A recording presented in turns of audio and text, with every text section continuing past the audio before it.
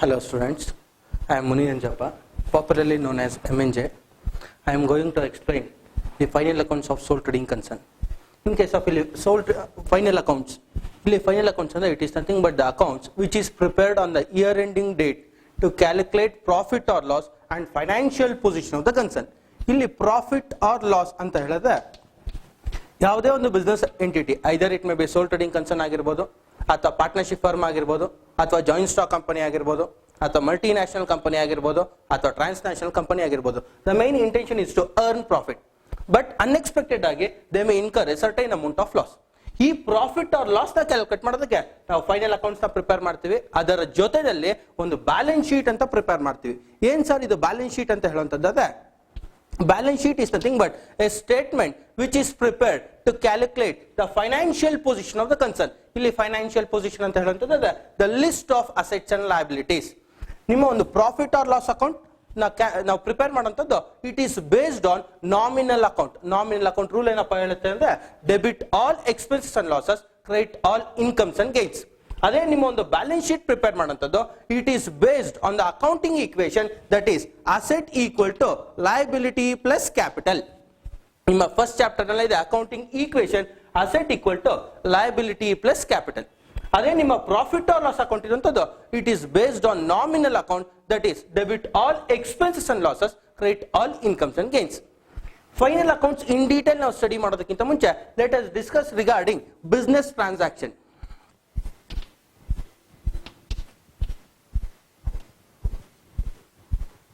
Business transaction. Yes sir, business transaction. It is nothing but the business activity which involves the transfer of money or money's worth with the intention to earn profit. In case of ಇಲ್ಲಿ business transaction ಅಂತ ಹೇಳಿದ್ರೆ ನಿಮ್ಮ accounting cycle ಅಲ್ಲಿ first step ಬರುವಂತದ್ದು business transaction. It is nothing but the business activity which involves transfer of money or money's worth. Either in case of ಇಲ್ಲಿ money transfer ಆಗಬಹುದು ಅಥವಾ money's worth ಅಂತ consider ಮಾಡಿದ್ರೆ which is equivalent to money or the things or an article which is transferred in return to amount. ನೀವು ಯಾವುದೇ ಒಂದು amount ಕೊಟ್ಟಾಗ ಅದರ ಬದಲಾಗಿ ನಿಮಗೆ ಏನ್ ಕೊಡ್ತಾರೆ ನಾವು ಅದನ್ನ ಮನೀಸ್ ವರ್ತ್ ಅಂತ ಹೇಳ್ತೀವಿ. ಫಾರ್ ಎಕ್ಸಾಂಪಲ್ ನೀವೆಲ್ಲ ಒಂದ್ ಕಡೆ ಒಂದು ಪ್ರಾವಿಷನ್ ಸ್ಟೋರ್ ಹೋಗ್ತೀರಾ, 10 ರೂಪಾಯಿ ಕೊಡ್ತೀರಾ, 10 ರೂಪಾಯಿಗೆ ಏನ್ ರಿಟರ್ನ್ ಅವ್ರು ಏನ್ ನಿಮ್ಗೆ ಕೊಡ್ತಾ ಇದಾರೆ ಅದನ್ನ ಮನೀಸ್ ವರ್ತ್ ಅಂತ ಹೇಳ್ತೀವಿ. ಇದನ್ನ ನಾವು ಬಿಸ್ನೆಸ್ ಟ್ರಾನ್ಸಾಕ್ಷನ್ ಅಂತ ಹೇಳ್ತೀವಿ. ನಮ್ಮ next step in accounting cycle ಅಂದ್ರೆ journal. Journal is nothing but a day book where day-to-day business transactions are recorded in a chronological order. ನಿಮ್ಮ ಒಂದು ಜರ್ನಲ್ ಅಂತ ಹೇಳುವಂತದ್ದು it is an book where we will record the day to day business transaction. Either it may be an real account ಆಗಿರ್ಬೋದು, ಅಥವಾ nominal account ಆಗಿರ್ಬೋದು, ಅಥವಾ personal account ಆಗಿರ್ಬೋದು. ಯಾವುದೇ ಟ್ರಾನ್ಸಾಕ್ಷನ್ ಇರ್ಬೋದು ಅಥವಾ ಯಾವುದೇ ಟೈಪ್ ಆಫ್ ಅಕೌಂಟ್ ಆಗಿರ್ಬೋದು ಅದನ್ನ ಕ್ರೊನೊಲಾಜಿಕಲ್ ಆರ್ಡರ್ ನಲ್ಲಿ ರೆಕಾರ್ಡ್ ಮಾಡುವಂತ ಪ್ರೋಸೆಸ್ ನ ನಾವು ಜರ್ನಲ್ ಅಂತ ಹೇಳ್ತೀವಿ, ಅಥವಾ ಇದನ್ನ ಮತ್ತೊಂದು ತರ ಹೇಳ್ತೀವಿ it is an day book. In case of ಇಲ್ಲಿ ಯಾವುದೇ ರೀತಿಯಾದ ಕ್ಲಾಸಿಫಿಕೇಶನ್ಸ್ ಆಗೋದಿಲ್ಲ. ರಿಯಲ್ ಅಕೌಂಟ್ ಇದೆ, for example amount invested in business ಅಂದ್ರೆ ಕ್ಯಾಶ್ ಅಕೌಂಟ್ ಇಟ್ ಅಥವಾ ಕ್ಯಾಪಿಟಲ್ ಅಕೌಂಟ್ ಅಂತ ಎಂಟ್ರಿ ಮಾಡ್ತೀವಿ, ಅಥವಾ ಗೂಡ್ಸ್ ಪರ್ಚೇಸ್ ಇದೆ ಸರ್ ಅದನ್ನು ಎಂಟ್ರಿ ಮಾಡ್ತೀವಿ, ಅದು it is an real account. ಅಥವಾ ನೆಕ್ಸ್ಟ್ ಬರುವಂತದ್ದು sir cash deposited into bank, bank ಅನ್ನುವಂಥದ್ದು ಪರ್ಸನಲ್ ಅಕೌಂಟ್, ಅಥವಾ salary paid it is a nominal account. ಪ್ರತಿಯೊಂದು either it may be real account ಆಗಿರ್ಬೋದು ಅಥವಾ nominal account or personal account, it will be recorded in an chronological order. Chronological ಅಂದ್ರೆ ascending order ನಲ್ಲಿ date wise ನಲ್ಲಿ ನಾವು record ಮಾಡ್ತಾ ಹೋಗ್ತೀವಿ. It is an day book. ಇನ್ನ ಸಿಂಪಲ್ ಆಗಿ ಹೇಳುವಂತದ್ದು ಇದು ಈಕ್ವಲ್ ಟು ನಿಮ್ಮ ರಫ್ ನೋಟ್ ಇದ್ದಂಗೆ. ಪ್ರತಿ 6 ಸಬ್ಜೆಕ್ಟ್ ಏನಿದೆ 6 ಸಬ್ಜೆಕ್ಟ್ ಅದಲ್ಲೇ ರೆಕಾರ್ಡ್ ಮಾಡ್ಕೊಳ್ತೀರಾ. ಸರ್ ಏನೋ ಒಂದು ನೋಟ್ಸ್ ಒಂದು ಇಂಪಾರ್ಟೆಂಟ್ ಏನೋ ಒಂದು ಬರ್ಕೊಬೇಕಾಯ್ತು ಸರ್, ಆ ನೋಟ್ನು ಕೂಡ ಅದಲ್ಲೇ ಬರ್ಕೊಳ್ತೀರಾ. ಸರ್ ನನಗೆ ಏನೋ ಟೈಮ್ ಪಾಸ್ ಆಗಬೇಕಾಯ್ತು, ಚಿಕ್ಕ ಆಟ ಆಡ್ಬೇಕಾಯ್ತು ಸರ್, ಆ ಚಿಕ್ಕ ಆಟನ ನೀವು ರಫ್ ನೋಟ್ ನಲ್ಲೇ ಮಾಡ್ಕೊಂಡ್ಬಿಡ್ತೀರಾ. ಅಂದ್ರೆ ಪ್ರತಿಯೊಂದು account either real, nominal or personal account ನ ಕ್ರೊನೊಲಾಜಿಕಲ್ ಆರ್ಡರ್ ನಲ್ಲಿ ರೆಕಾರ್ಡ್ ಮಾಡುವಂತ ಪ್ರೋಸೆಸ್ ಏನಿದೆ ನಾವು ಅದನ್ನ ಜರ್ನಲ್ ಅಂತ ಹೇಳ್ತೀವಿ. It is a day book. Next ಬರುವಂತದ್ದು ledger. Ledger is a book where we will record separate transaction in separate book. In case of ಇಲ್ಲಿ separate ಅಥವಾ various accounts are maintained ಅಂತ ಹೇಳ್ತೀವಿ. ಇನ್ ಕೇಸ್ ಆಫ್ ಇಲ್ಲಿ ledger ನಲ್ಲಿ ನಿಮ್ಮ ಒಂದು real journal ಅಲ್ಲಿ ರಿಯಲ್, ನಾಮಿನಲ್, ಪರ್ಸನಲ್ ಅಕೌಂಟ್ ಮೂರನ್ನೂ ರೆಕಾರ್ಡ್ ಮಾಡ್ತಾ ಹೋಗ್ತೀವಿ. But in case of ledger ನಲ್ಲಿ we will classify it as real, nominal or personal account or on the basis of transaction ನಾವು ಅದನ್ನ ಕ್ಲಾಸಿಫೈ ಮಾಡ್ತಾ ಹೋಗ್ತೀವಿ.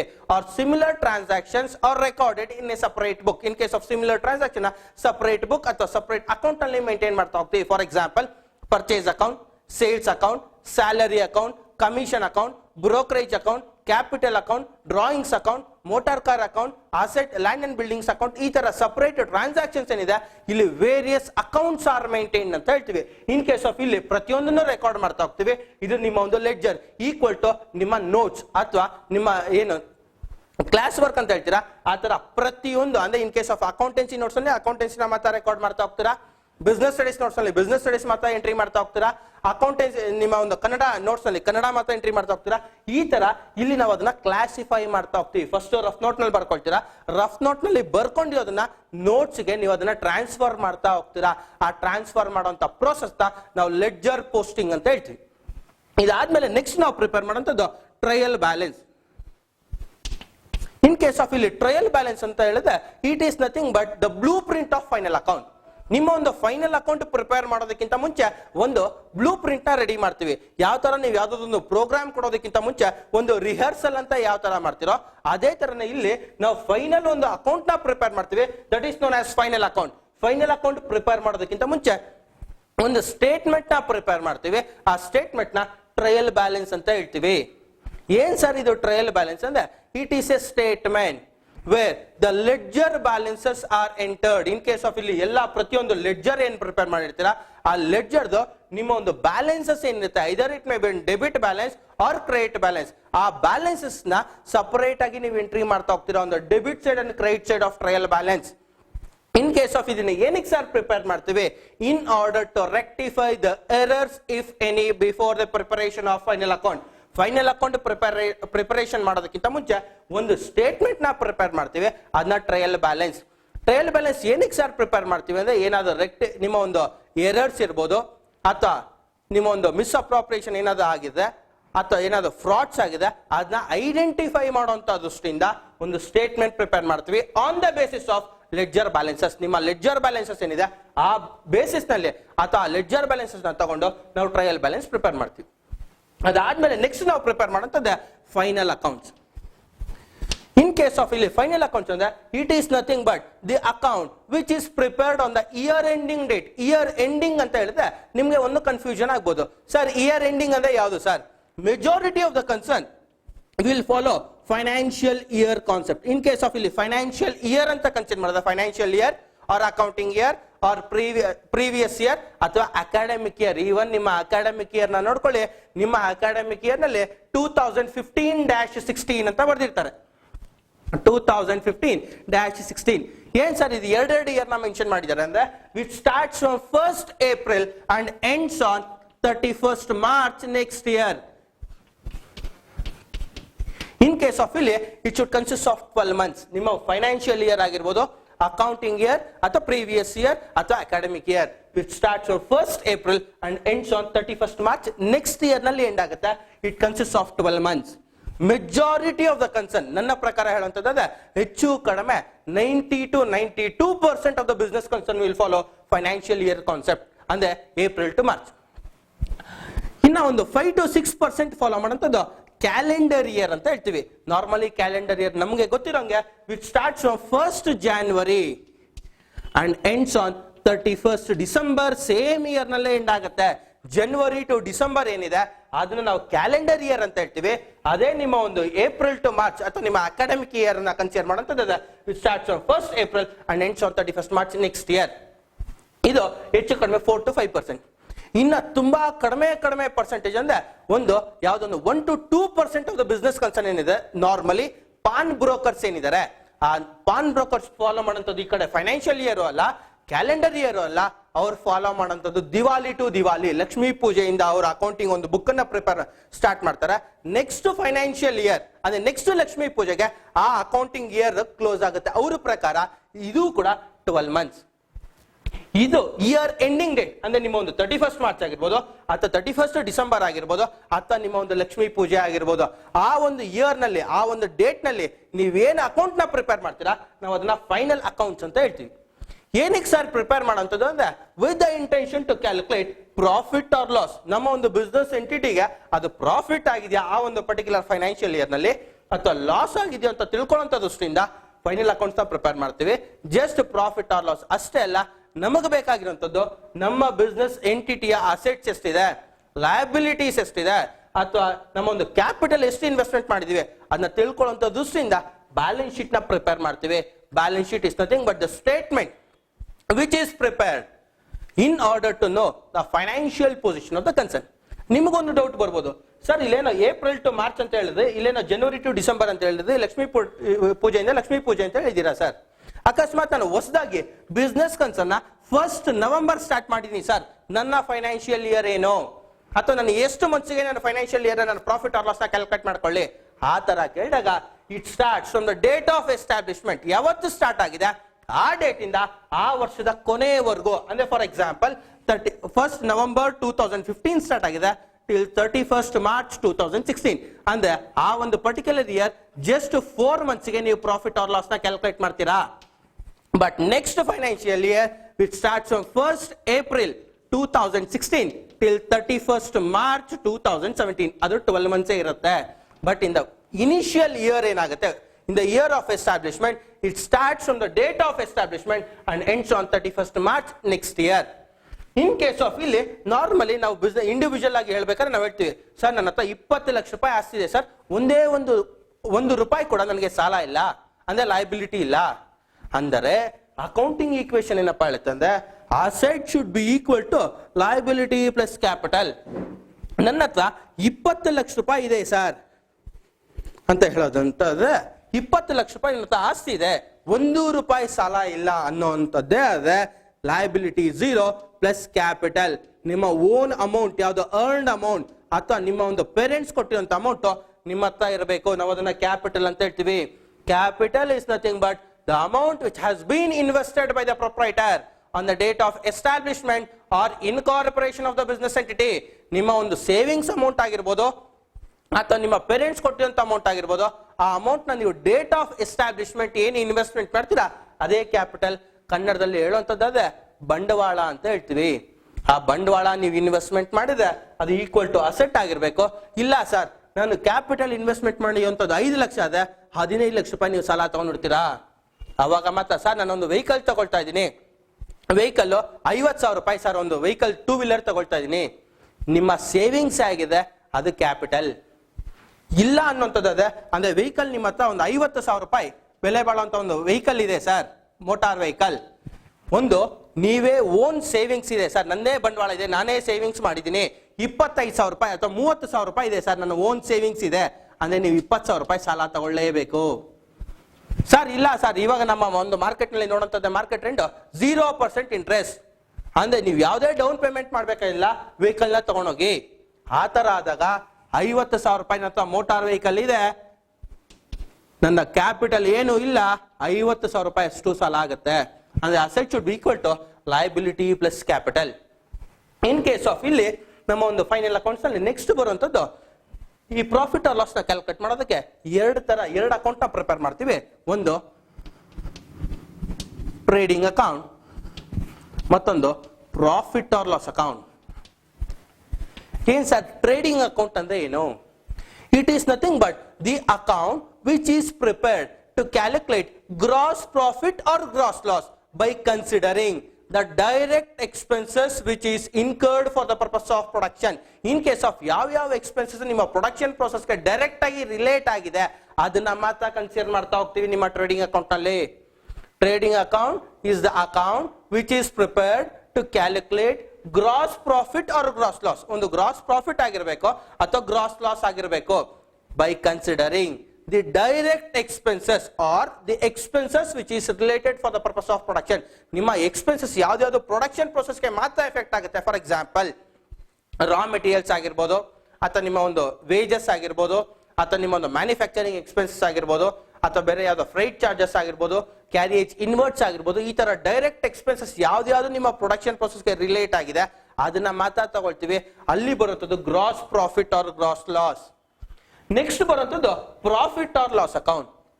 ಇನ್ case of it is the account which is prepared to calculate net profit or net loss even after considering the indirect expenses of production. ನಿಮ್ಮ ಒಂದು production ಗೆ indirect ಆಗಿ ಯಾವ್ದು effect ಆಗುತ್ತೆ. For example selling and distribution expenses ಆಗಿರ್ಬೋದು, ಅಥವಾ administration expenses ಆಗಿರ್ಬೋದು, ಈ ತರ ಇಂಡೈರೆಕ್ಟ್ ಎಕ್ಸ್ಪೆನ್ಸಸ್ ನ ಕನ್ಸಿಡರ್ ಮಾಡ್ಕೊಂಡು ಪ್ರಾಫಿಟ್ ಆರ್ ಲಾಸ್ ನ ಕ್ಯಾಲ್ಕುಲೇಟ್ ಮಾಡ್ತೀವಿ. ಅದಕ್ಕಿಂತ ಮುಂಚೆ difference between wages and salary ಎರಡನ್ನ ತಗೊಳ್ಳಂತದ. ವೇಜಸ್ ಏನ್ ಸರ್, ವೇಜಸ್ ಅಂದ್ರೆ ಏನು ಸರ್? ಅಂದ್ರೆ wages is nothing but the reward which is paid by the employer or the proprietor for an temporary employee on hourly basis or daily basis. ನಿಮ್ಮ daily ಅಥವಾ hourly basis ನಲ್ಲಿ ಯಾವೊಬ್ಬ ವರ್ಕರ್ಗೆ ಅಥವಾ ನಾವು ಅವ್ರನ್ನ ಲೇಬರರ್ಸ್ ಅಂತ ಹೇಳ್ತೀವಿ. ಅಲ್ಲಿ ಅವ್ರನ್ನ ನಾವು ಎಂಪ್ಲಾಯೀಸ್ ಅಂತ ಹೇಳೋದಕ್ಕೆ ಹೋಗೋದಿಲ್ಲ, ನಾವು ಅವ್ರನ್ನ ಲೇಬರರ್ಸ್ ಅಂತ ಹೇಳ್ತೀವಿ. In case of it is the remuneration which is paid by the employer or the proprietor. ನಿಮ್ಮ ಒಂದು ಬಿಸ್ನೆಸ್ ಓನರ್, ನಿಮ್ಮ ಒಂದು ಸೋಲ್ ಟ್ರೇಡಿಂಗ್ ಕನ್ಸರ್ನ್ ಏನಿದ್ದಾರೆ ಅವರ ಪ್ರೊಪ್ರೈಟರ್ ಏನಿರ್ತಾರೆ, ಆ ಪ್ರೊಪ್ರೈಟರ್ ನಿಮ್ಗೆ ಏನು ರೆಮ್ಯುನರೇಷನ್ ಕೊಡ್ತಾರೆ, it is for an temporary employees. Temporary ಎಂಪ್ಲಾಯೀಸ್ಗೆ ನಿಮ್ಮ ಎಂಪ್ಲಾಯರ್ ಏನ್ ಅಮೌಂಟ್ ಕೊಡ್ತಾರೆ, that is the reward which is paid by the employer or the sole trading concern or the proprietor of the concern for the temporary labourers. ನಿಮ್ಮೊಂದು temporary ಲೇಬರರ್ಸ್ಗೆ ಏನು hourly basis ನಲ್ಲಿ ಆಗಿರ್ಬೋದು ಅಥವಾ ಡೈಲಿ ಬೇಸಿಸ್ ನಲ್ಲಿ ಆಗಿರ್ಬೋದು ಅಥವಾ ವೀಕ್ಲಿ ಬೇಸಿಸ್ ನಲ್ಲಿ ಏನ್ ರೆಮ್ಯುನರೇಷನ್ ಕೊಡ್ತಾರೆ, ನಾವು ಅದನ್ನ ವೇಜಸ್ ಅಂತ ಹೇಳ್ತೀವಿ. ನೆಕ್ಸ್ಟ್ ಬರುವಂತದ್ದು ಸ್ಯಾಲರಿ. ಏನ್ sir salary? Salary is nothing but the reward which is paid by the employer to the employee. ನೋಡಿ, ಇಲ್ಲಿ ನಾವು ಹೇಳುವಂತದ್ದು ಎಂಪ್ಲಾಯಿ, ಅಲ್ಲಿ ಹೇಳುವಂತದ್ದು ನಾವು ಲೇಬರ್. ವೇಜಸ್ ಕೊಡುವಂತದ್ದು ಲೇಬರರ್ಸ್ಗೆ, ಸ್ಯಾಲರಿ ಕೊಡುವಂತದ್ದು ಎಂಪ್ಲಾಯೀಸ್ಗೆ. It is nothing but the reward which is paid by the employer to the employees, that is the permanent employees. Temporary employees ಗೆ ಕೊಡುವಂತದ್ದು wages, permanent employees ಗೆ ಕೊಡುವಂತದ್ದು ನಾವು salary. It is the reward which is paid by the employer to the employees, that is the permanent employees on monthly or yearly basis. ನಿಮ್ಮ monthly ಅಥವಾ yearly basis ನಲ್ಲಿ ನಿಮ್ಗೆ ಏನಾದರೂ rewards ನ ಕೊಟ್ಟಾಗ ನಾವು ಅದನ್ನ ಸ್ಯಾಲರಿ ಅಂತ ಹೇಳ್ತೀವಿ. ಬಟ್ ಅದೇ ನಿಮ್ಮ ವೇಜಸ್ ಕೊಡುವಂತದ್ದು for an temporary employee. Next concept ಬರುವಂತದ್ದು ಅದೇ carriage inwards and carriage outwards ಅಂತ ಹೇಳ್ತೀವಿ. Let us discuss regarding capital and revenue expenditure. In case of ಇಲ್ಲಿ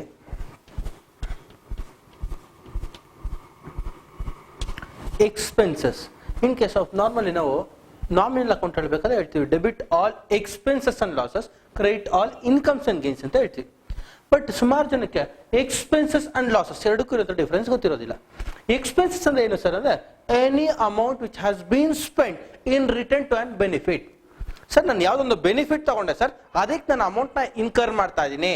ಸರ್ ನಾನು 10 ರೂಪಾಯಿ ಒಂದು ಬಿಸ್ಕೆಟ್ ಪ್ಯಾಕೆಟ್ ತಗೊಂಡಿದ್ದೀನಿ, ನಾನು ಅದಕ್ಕೆ 10 ರೂಪಾಯಿ ಕೊಟ್ಟಿದ್ದೀನಿ. ನಿಮ್ಗೆ ಅಲ್ಲಿ ಬೆನಿಫಿಟ್ ಬರ್ತಾ ಇದೆ, ನೀವು ಅದಕ್ಕೆ ಅಮೌಂಟ್ ಸ್ಪೆಂಡ್ ಮಾಡ್ತಾ ಇದ್ದೀರಾ. It is known as an expenditure ಅಥವಾ ಎಕ್ಸ್ಪೆನ್ಸಸ್ ಅಂತ ಹೇಳ್ತೀವಿ.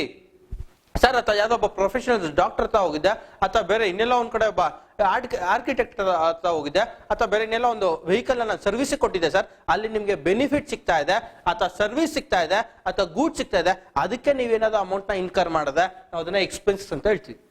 ಲಾಸಸ್ ಅಂದ್ರೆ ಏನು ಸರ್ ಅಂದ್ರೆ an amount spent without any benefit.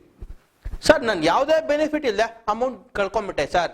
For example amount loss due to theft ಆಗಿರ್ಬೋದು, ಅಥವಾ ಲಾಸ್ ಡ್ಯೂ ಟು ಫೈರ್ ಆಗಿರ್ಬೋದು, ಅಥವಾ ಬೇರೆ ಯಾವುದೋ ಒಂದು ನಾನು ಮೋಟಾರ್ ವೆಹಿಕಲ್ ಎಲ್ಲ ಒಂದ್ ಕಡೆ ನಿಲ್ಸಿದೆ ಸರ್, ಯಾರೋ ಒಬ್ರು ಎತ್ಕೊಂಡು ಹೋಗ್ಬಿಟ್ಟಿದ್ದಾರೆ, ಥೆಫ್ಟ್ ಆಗಿರ್ಬೋದು, ಈ ತರ, ಅಥವಾ ಬ್ಯಾಡ್ ಡೆಟ್ಸ್ ಆಗಿರ್ಬೋದು. ಇನ್ ಕೇಸ್ ಆಫ್ ಬ್ಯಾಡ್ ಡೆಟ್ಸ್ ಗೆ ಬರುವಂತದ್ದು ಅದ ಇನ್ ಕೇಸ್ ಆಫ್ ಇಲ್ಲಿ ಬ್ಯಾಡ್ ಡೆಟ್ಸ್ ಅಂತ ಹೇಳ್ತೀವಿ. ಏನ್ ಸರ್ ಬ್ಯಾಡ್ ಡೆಟ್ಸ್ ಅಂದ್ರೆ ಏನು sir? Bad debts is nothing but the debts which are irrecoverable. ಯಾವ್ದು ಡೆಟ್ಸ್ ನಮ್ಗೆ ಯಾರು ನಮ್ಗೆ ದುಡ್ಡು ಕೊಡ್ಬೇಕು ಸರ್, ಅವ್ರು ಇಲ್ಲ ಸರ್, ಅಥವಾ ಅವ್ರು ಎಕ್ಸ್ಪೈರ್ ಆಗ್ಬಿಟ್ರೆ ಸರ್, ಅಥವಾ ನಾನು ಕೊಡೋದೇ ಇಲ್ಲ ಅಂತ ಹೇಳ್ತಾ ಇದಾರೆ ಸರ್, ಈ ತರ ಇರ್ರಿಕವರಬಲ್ ಡೆಟ್ ಏನಿದೆ ಅದನ್ನ ನಾವು ಬ್ಯಾಡ್ ಡೆಟ್ಸ್ ಅಂತ ಹೇಳ್ತೀವಿ. The debts which are irrecoverable, ಅದು ನಮಗೆ ಲಾಸ್ ಆಗತ್ತೆ. ಅದೇ ತರ reserve for bad debts, reserve for bad debts, reserve for bad debts ಅಥವಾ ರಿಸರ್ವ್ ಫಾರ್ ಡೌಟ್ಫುಲ್ ಡೆಟ್ಸ್ ಅಂತ ಹೇಳ್ತೀವಿ. ಏನ್ sir reserve for bad debts ಅಥವಾ ರಿಸರ್ವ್ ಫಾರ್ ಡೌಟ್ಫುಲ್ ಡೆಟ್ಸ್ ಅಂದ್ರೆ the debts which may be recoverable or may not be recoverable. In case of ಈ ಒಂದು debts sir, ನಮ್ಗೆ ಯಾರೋ ಒಂದು 10,000 ರೂಪಾಯಿ ಕೊಡಬೇಕು, ನಮ್ಗೆ ಅವ್ರ ಮೇಲೆ ಯಾಕೋ ಡೌಟ್ ಇದೆ ಸರ್, ಅಮೌಂಟ್ ರಿಕವರ್ ಆಗಬಹುದು, ಅವ್ರು ಕೊಡಲ್ಲ ಅಂತ ಅವ್ರು ಹೇಳ್ತಾ ಇಲ್ಲ, ಬಟ್ ನಮ್ಗೆ ಡೌಟ್ ಬರ್ತಾ ಇದೆ, ಅಮೌಂಟ್ ರಿಕವರ್ ಆದ್ರೂ ಆಗ್ಬೋದು ಆಗದೆ ಇರೋದು ಇಲ್ಲ. ಇದನ್ನ ನಾವು reserve for bad debts. Usually in case of business concern ಅಲ್ಲಿ ರಿಸರ್ವ್ ಸ್ವಲ್ಪ ಮೇಂಟೈನ್ ಮಾಡ್ಕೊಂಡ್ಬಿಡ್ತಾರೆ, ಒಂದು 2% ಅಥವಾ 3% ಆನ್ ಕ್ರೆಡಿಟ್ ಸೇಲ್ಸ್. ಏನು ಕ್ರೆಡಿಟ್ ಸೇಲ್ಸ್ ಆಗುತ್ತೆ, ಫಾರ್ ಎಕ್ಸಾಂಪಲ್ 1 ಲಕ್ಷ ರೂಪಾಯಿ ಕ್ರೆಡಿಟ್ ಸೇಲ್ಸ್ ಆಗುತ್ತೆ ಸರ್, ಆ ಕ್ರೆಡಿಟ್ ಸೇಲ್ಸ್ ಅಲ್ಲಿ ಒಂದು 2,000 ಅವ್ರ ರಿಸರ್ವ್, ಅದನ್ನ ಲಾಸ್ ಅಂತ ಅವ್ರು ಹೇಳ್ತಾ ಇಲ್ಲ. ಇನ್ ಕೇಸ್ ಆಫ್ ಅಲ್ಲಿ ಅವ್ರು ಏನ್ ಹೇಳ್ತಾ ಇದಾರೆ ಅಂದ್ರೆ reserve for doubtful debts. In case of ಅಕಸ್ಮಾತ್ ಯಾರಿಗೊಂದು ಕ್ರೆಡಿಟ್ ಸೇಲ್ಸ್ ಮಾಡಿದೀನಿ, ಅಕಸ್ಮಾತ್ ಅವ್ನು ಕೊಡದೆ ಇರಬಹುದೇನೋ, ನಮ್ಗೆ ಡೌಟ್ ಅದು ಅವ್ನು, ಬಟ್ ಅವ್ನು ಹೇಳ್ತಾ ಇಲ್ಲ, ಆ ತರ ಇರುವಂತ ಅಮೌಂಟ್ ನ ರಿಸರ್ವ್ ಫಾರ್ ಡೌಟ್ಫುಲ್ ಡೆಟ್ಸ್ ಅಥವಾ ರಿಸರ್ವ್ ಫಾರ್ ಬ್ಯಾಡ್ ಡೆಟ್ಸ್ ಅಂತ ಹೇಳ್ತೀವಿ. ಬಟ್ ಇನ್ ಕೇಸ್ ಆಫ್ ಇಲ್ಲಿ ಬ್ಯಾಡ್ ಡೆಟ್ಸ್ ಅಂದ್ರೆ ಅವ್ನು ಕನ್ಫರ್ಮ್ ಆಗಿ ಹೇಳ್ಬಿಟ್ಟಿದ್ದಾನೆ, ನಾನು ದುಡ್ಡೇ ಕೊಡೋದಿಲ್ಲ. The debts which are irrecoverable, ಯಾವ ದುಡ್ಡು ನಮ್ಗೆ ರಿಕವರಿ ಆಗೋದಿಲ್ಲ ಅಂತ ಕನ್ಫರ್ಮ್ ಆಗತ್ತೆ, ಅಂತದನ್ನ ನಾವು ಬ್ಯಾಡ್ ಡೆಟ್ಸ್ ಅಂತ ಹೇಳ್ತೀವಿ. ಅಥವಾ ನಾವು ಯಾರಿಗೊಬ್ಬನಿಗೆ ದುಡ್ಡು ಕೊಟ್ಟಿದ್ದೀವಿ ಸರ್, ಅವನು ಇನ್ಸಾಲ್ವೆಂಟ್ ಅಂತ ಡಿಕ್ಲೇರ್ ಮಾಡ್ಕೊಂಡ್ಬಿಟ್ಟಿದ್ದಾನೆ. ಯಾರು ಸರ್ ಇನ್ಸಾಲ್ವೆಂಟ್ ಅಂದ್ರೆ the persons whose liabilities is more than the asset. ಯಾವೊಬ್ಬ ವ್ಯಕ್ತಿ ಇದು ಆಸ್ತಿಗಿಂತ ಸಾಲ ಜಾಸ್ತಿ ಇರುತ್ತೆ. ಫಾರ್ ಎಕ್ಸಾಂಪಲ್ ಅವನ ಅಸೆಟ್ಸ್ 20,000 ಇದೆ ಸರ್, ಲಯಬಿಲಿಟೀಸ್ 50,000 ಇದೆ. ಅಂತ ವ್ಯಕ್ತಿನ ನಾವು ಇನ್ಸಾಲ್ವೆಂಟ್ ಅಂತ ಹೇಳ್ತೀವಿ. ಕನ್ನಡದಲ್ಲಿ ಹೇಳ್ಬೇಕಂದ್ರೆ ಎಲ್ಲರಿಗೂ ಗೊತ್ತಿರುವಂತ ಒಂದು ವರ್ಡ್ ಪಾಪರ್ ಅಂತ ಹೇಳ್ತೀವಿ. Insolvent, the debts the persons whose liabilities is more than the asset. But in case of ಇಲ್ಲಿ in case of bad debts ಅಂತ ಹೇಳುವಂತದ್ದಾದ್ರೆ the debts which are irrecoverable, reserve for bad debts ಅಂದ್ರೆ debts which may be or may not be recoverable. Recover ಆದ್ರೂ ಆಗ್ಬೋದು, ಆಗದೇ ಇರೋದು ಇಲ್ಲ.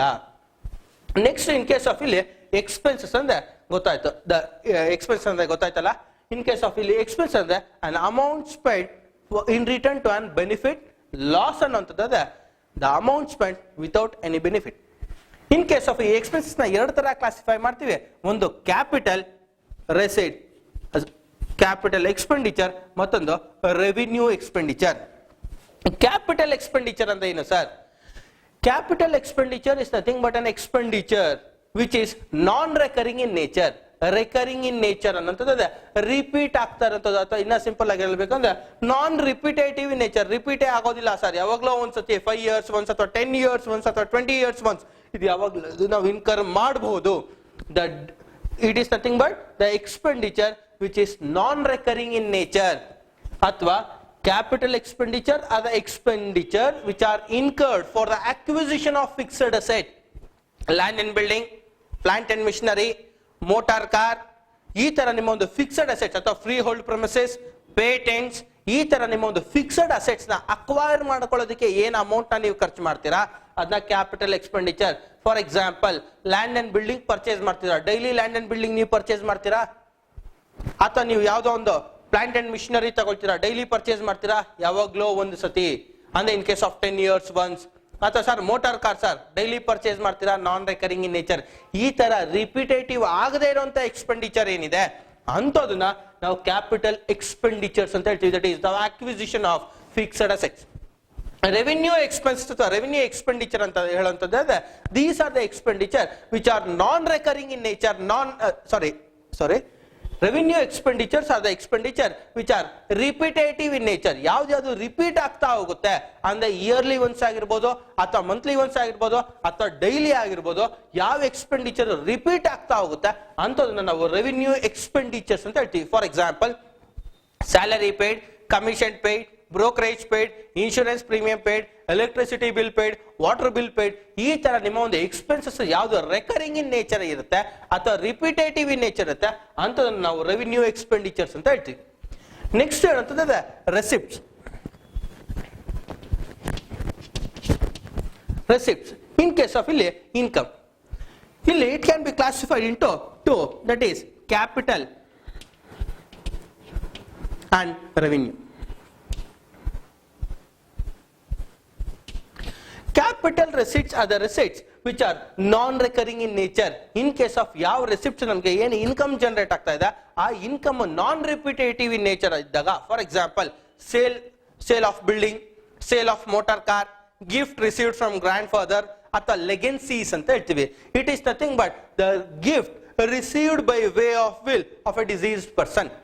ಯಾವುದೋ ಒಬ್ಬ ವ್ಯಕ್ತಿ ನಿಮ್ಗೆ ವಿಲ್ ಬರ್ದಿಟ್ಟು ಆ ವ್ಯಕ್ತಿ ಎಕ್ಸ್ಪೈರ್ ಆದ ಅಂತ ಒಂದು ವಿಲ್ ಮುಖಾಂತರ ನಿಮ್ಗೆ ರಿಟರ್ನ್ ಡಾಕ್ಯುಮೆಂಟ್ ಮುಖಾಂತರ ನಿಮ್ಗೆ ಯಾವ್ದು ಅಸೆಟ್ ಬಂದೆ ಅದನ್ನ ಲೆಗೆನ್ಸೀಸ್ ಅಂತ ಹೇಳ್ತೀವಿ. ನಿಮ್ಗೆ ಡೈಲಿ ಆ ತರ ಯಾವ್ದು ರೆಸಿಪ್ಟ್ಸ್ ಬರೋದಿಲ್ಲ, ಆತರ ನಿಮ್ಗೆ ಡೈಲಿ ಯಾವುದೇ ರೀತಿಯಾದ ಇನ್ಕಮ್ ಬರೋದಿಲ್ಲ. ಆ ತರ ನಾನ್ ರಿಪಿಟೇಟಿವ್ ಇದ್ದಾಗ ಅದನ್ನ ಕ್ಯಾಪಿಟಲ್ ರೆಸಿಪ್ಟ್ಸ್ ಅಂತ ಹೇಳ್ತೀವಿ. ನಿಮ್ಗೆ ಬರೋಂತ ದುಡ್ಡು ಅಥವಾ ನಿಮ್ಗೆ ಬರೋಂತ ಇನ್ಕಮ್ ಏನಿದೆ ಅದು ನಾನ್ ರಿಪಿಟೇಟಿವ್ ಇದ್ದಾಗ ಅಥವಾ ನಾನ್ ರೆಕರಿಂಗ್ ಇನ್ ನೇಚರ್ ಇದ್ದಾಗ ಅದನ್ನ ನಾವು ಇದು ಕ್ಯಾಪಿಟಲ್ ರೆಸಿಪ್ಟ್ ಅಂತ ಹೇಳ್ತೀವಿ. ಅಂದ್ರೆ ಸೇಲ್ ಆಫ್ ಬಿಲ್ಡಿಂಗ್, ನೀವು ಡೈಲಿ ಬಿಲ್ಡಿಂಗ್ ನ ಸೇಲ್ ಮಾಡೋದಿಲ್ಲ ಅಥವಾ ಡೈಲಿ ಮಿಷನರಿನ ಸೇಲ್ ಮಾಡೋದಿಲ್ಲ, ಈ ತರ ಇದ್ದಾಗ ಕ್ಯಾಪಿಟಲ್ ರೆಸಿಪ್ಟ್ಸ್. ರೆವಿನ್ಯೂ ರೆಸಿಪ್ಟ್ಸ್ ಅಂತ ಹೇಳಿದಾಗ these are the receipts which are recurring in nature. ಯಾವ ಒಂದು ಇನ್ಕಮ್ಸ್ ಏನಿದೆ ಆ ಇನ್ಕಮ್ ರೆಕರಿಂಗ್ ಇನ್ ನೇಚರ್ ಇದ್ದಾಗ salary received, brokerage received, commission received, ಈ ತರ ರೆಕರಿಂಗ್ ಇನ್ ನೇಚರ್ ಇದ್ದಾಗ, ರಿಪಿಟೇಟಿವ್ ಇನ್ ನೇಚರ್ ಇದ್ದಾಗ ಅದನ್ನ ರೆವಿನ್ಯೂ ಅಂತ ಹೇಳ್ತೀವಿ. Revenue receipts. ಕ್ಯಾಪಿಟಲ್ ಅಂದ್ರೆ ಕ್ಲಿಯರ್ ಆಗಿ ಅರ್ಥ ಮಾಡ್ಕೊಳ್ಳಿ, ಐದರ್ it may B in capital, expenditure ಆಗಿರ್ಬೋದು ಅಥವಾ ಕ್ಯಾಪಿಟಲ್ ರಿಸಿಪ್ಟ್ಸ್ ಆಗಿರ್ಬೋದು which are non recurring in nature. ಯಾವುದು ರಿಪೀಟ್ ಆಗೋದಿಲ್ವೋ ಅದನ್ನ ಕ್ಯಾಪಿಟಲ್ ಅಂತ ಹೇಳ್ತೀವಿ, ಯಾವುದು ರಿಪೀಟ್ ಆಗತ್ತೆ ಅಂತದನ್ನ ರೆವಿನ್ಯೂ ಅಂತ ಹೇಳ್ತೀವಿ. ನೆಕ್ಸ್ಟ್ ನಿಮ್ಮ ಒಂದು ಡಿಪ್ರಿಸಿಯೇಷನ್ ಅಂತ ಇದೆ. ಡಿಪ್ರಿಸಿಯೇಷನ್ ತುಂಬಾ ಇಂಪಾರ್ಟೆಂಟ್ ಕಾನ್ಸೆಪ್ಟ್.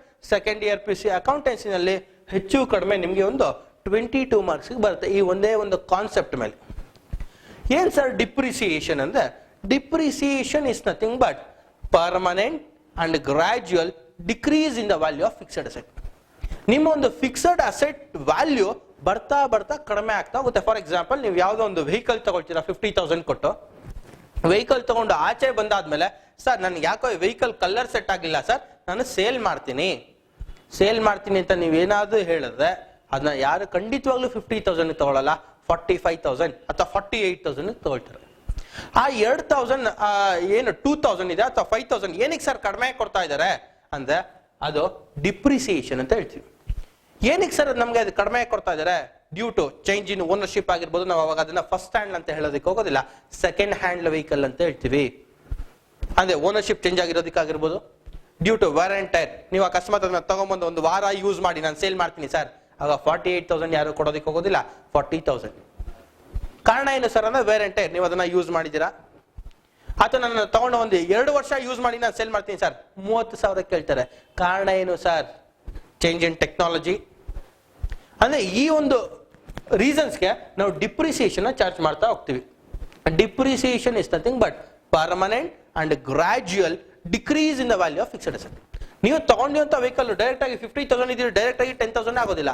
ಬರ್ತಾ ಬರ್ತಾ ಗ್ರಾಜುಯಲ್ ಆಗಿ ಸ್ವಲ್ಪನೇ amount and permanent decrease, permanent ಆಗಿ ವ್ಯಾಲ್ಯೂ ಡಿಕ್ರೀಸ್ ಆಗ್ತಾ ಹೋಗುತ್ತೆ. ನಾವು ಅದನ್ನ ಡಿಪ್ರಿಸಿಯೇಷನ್ ಅಂತ ಹೇಳ್ತೀವಿ. For example,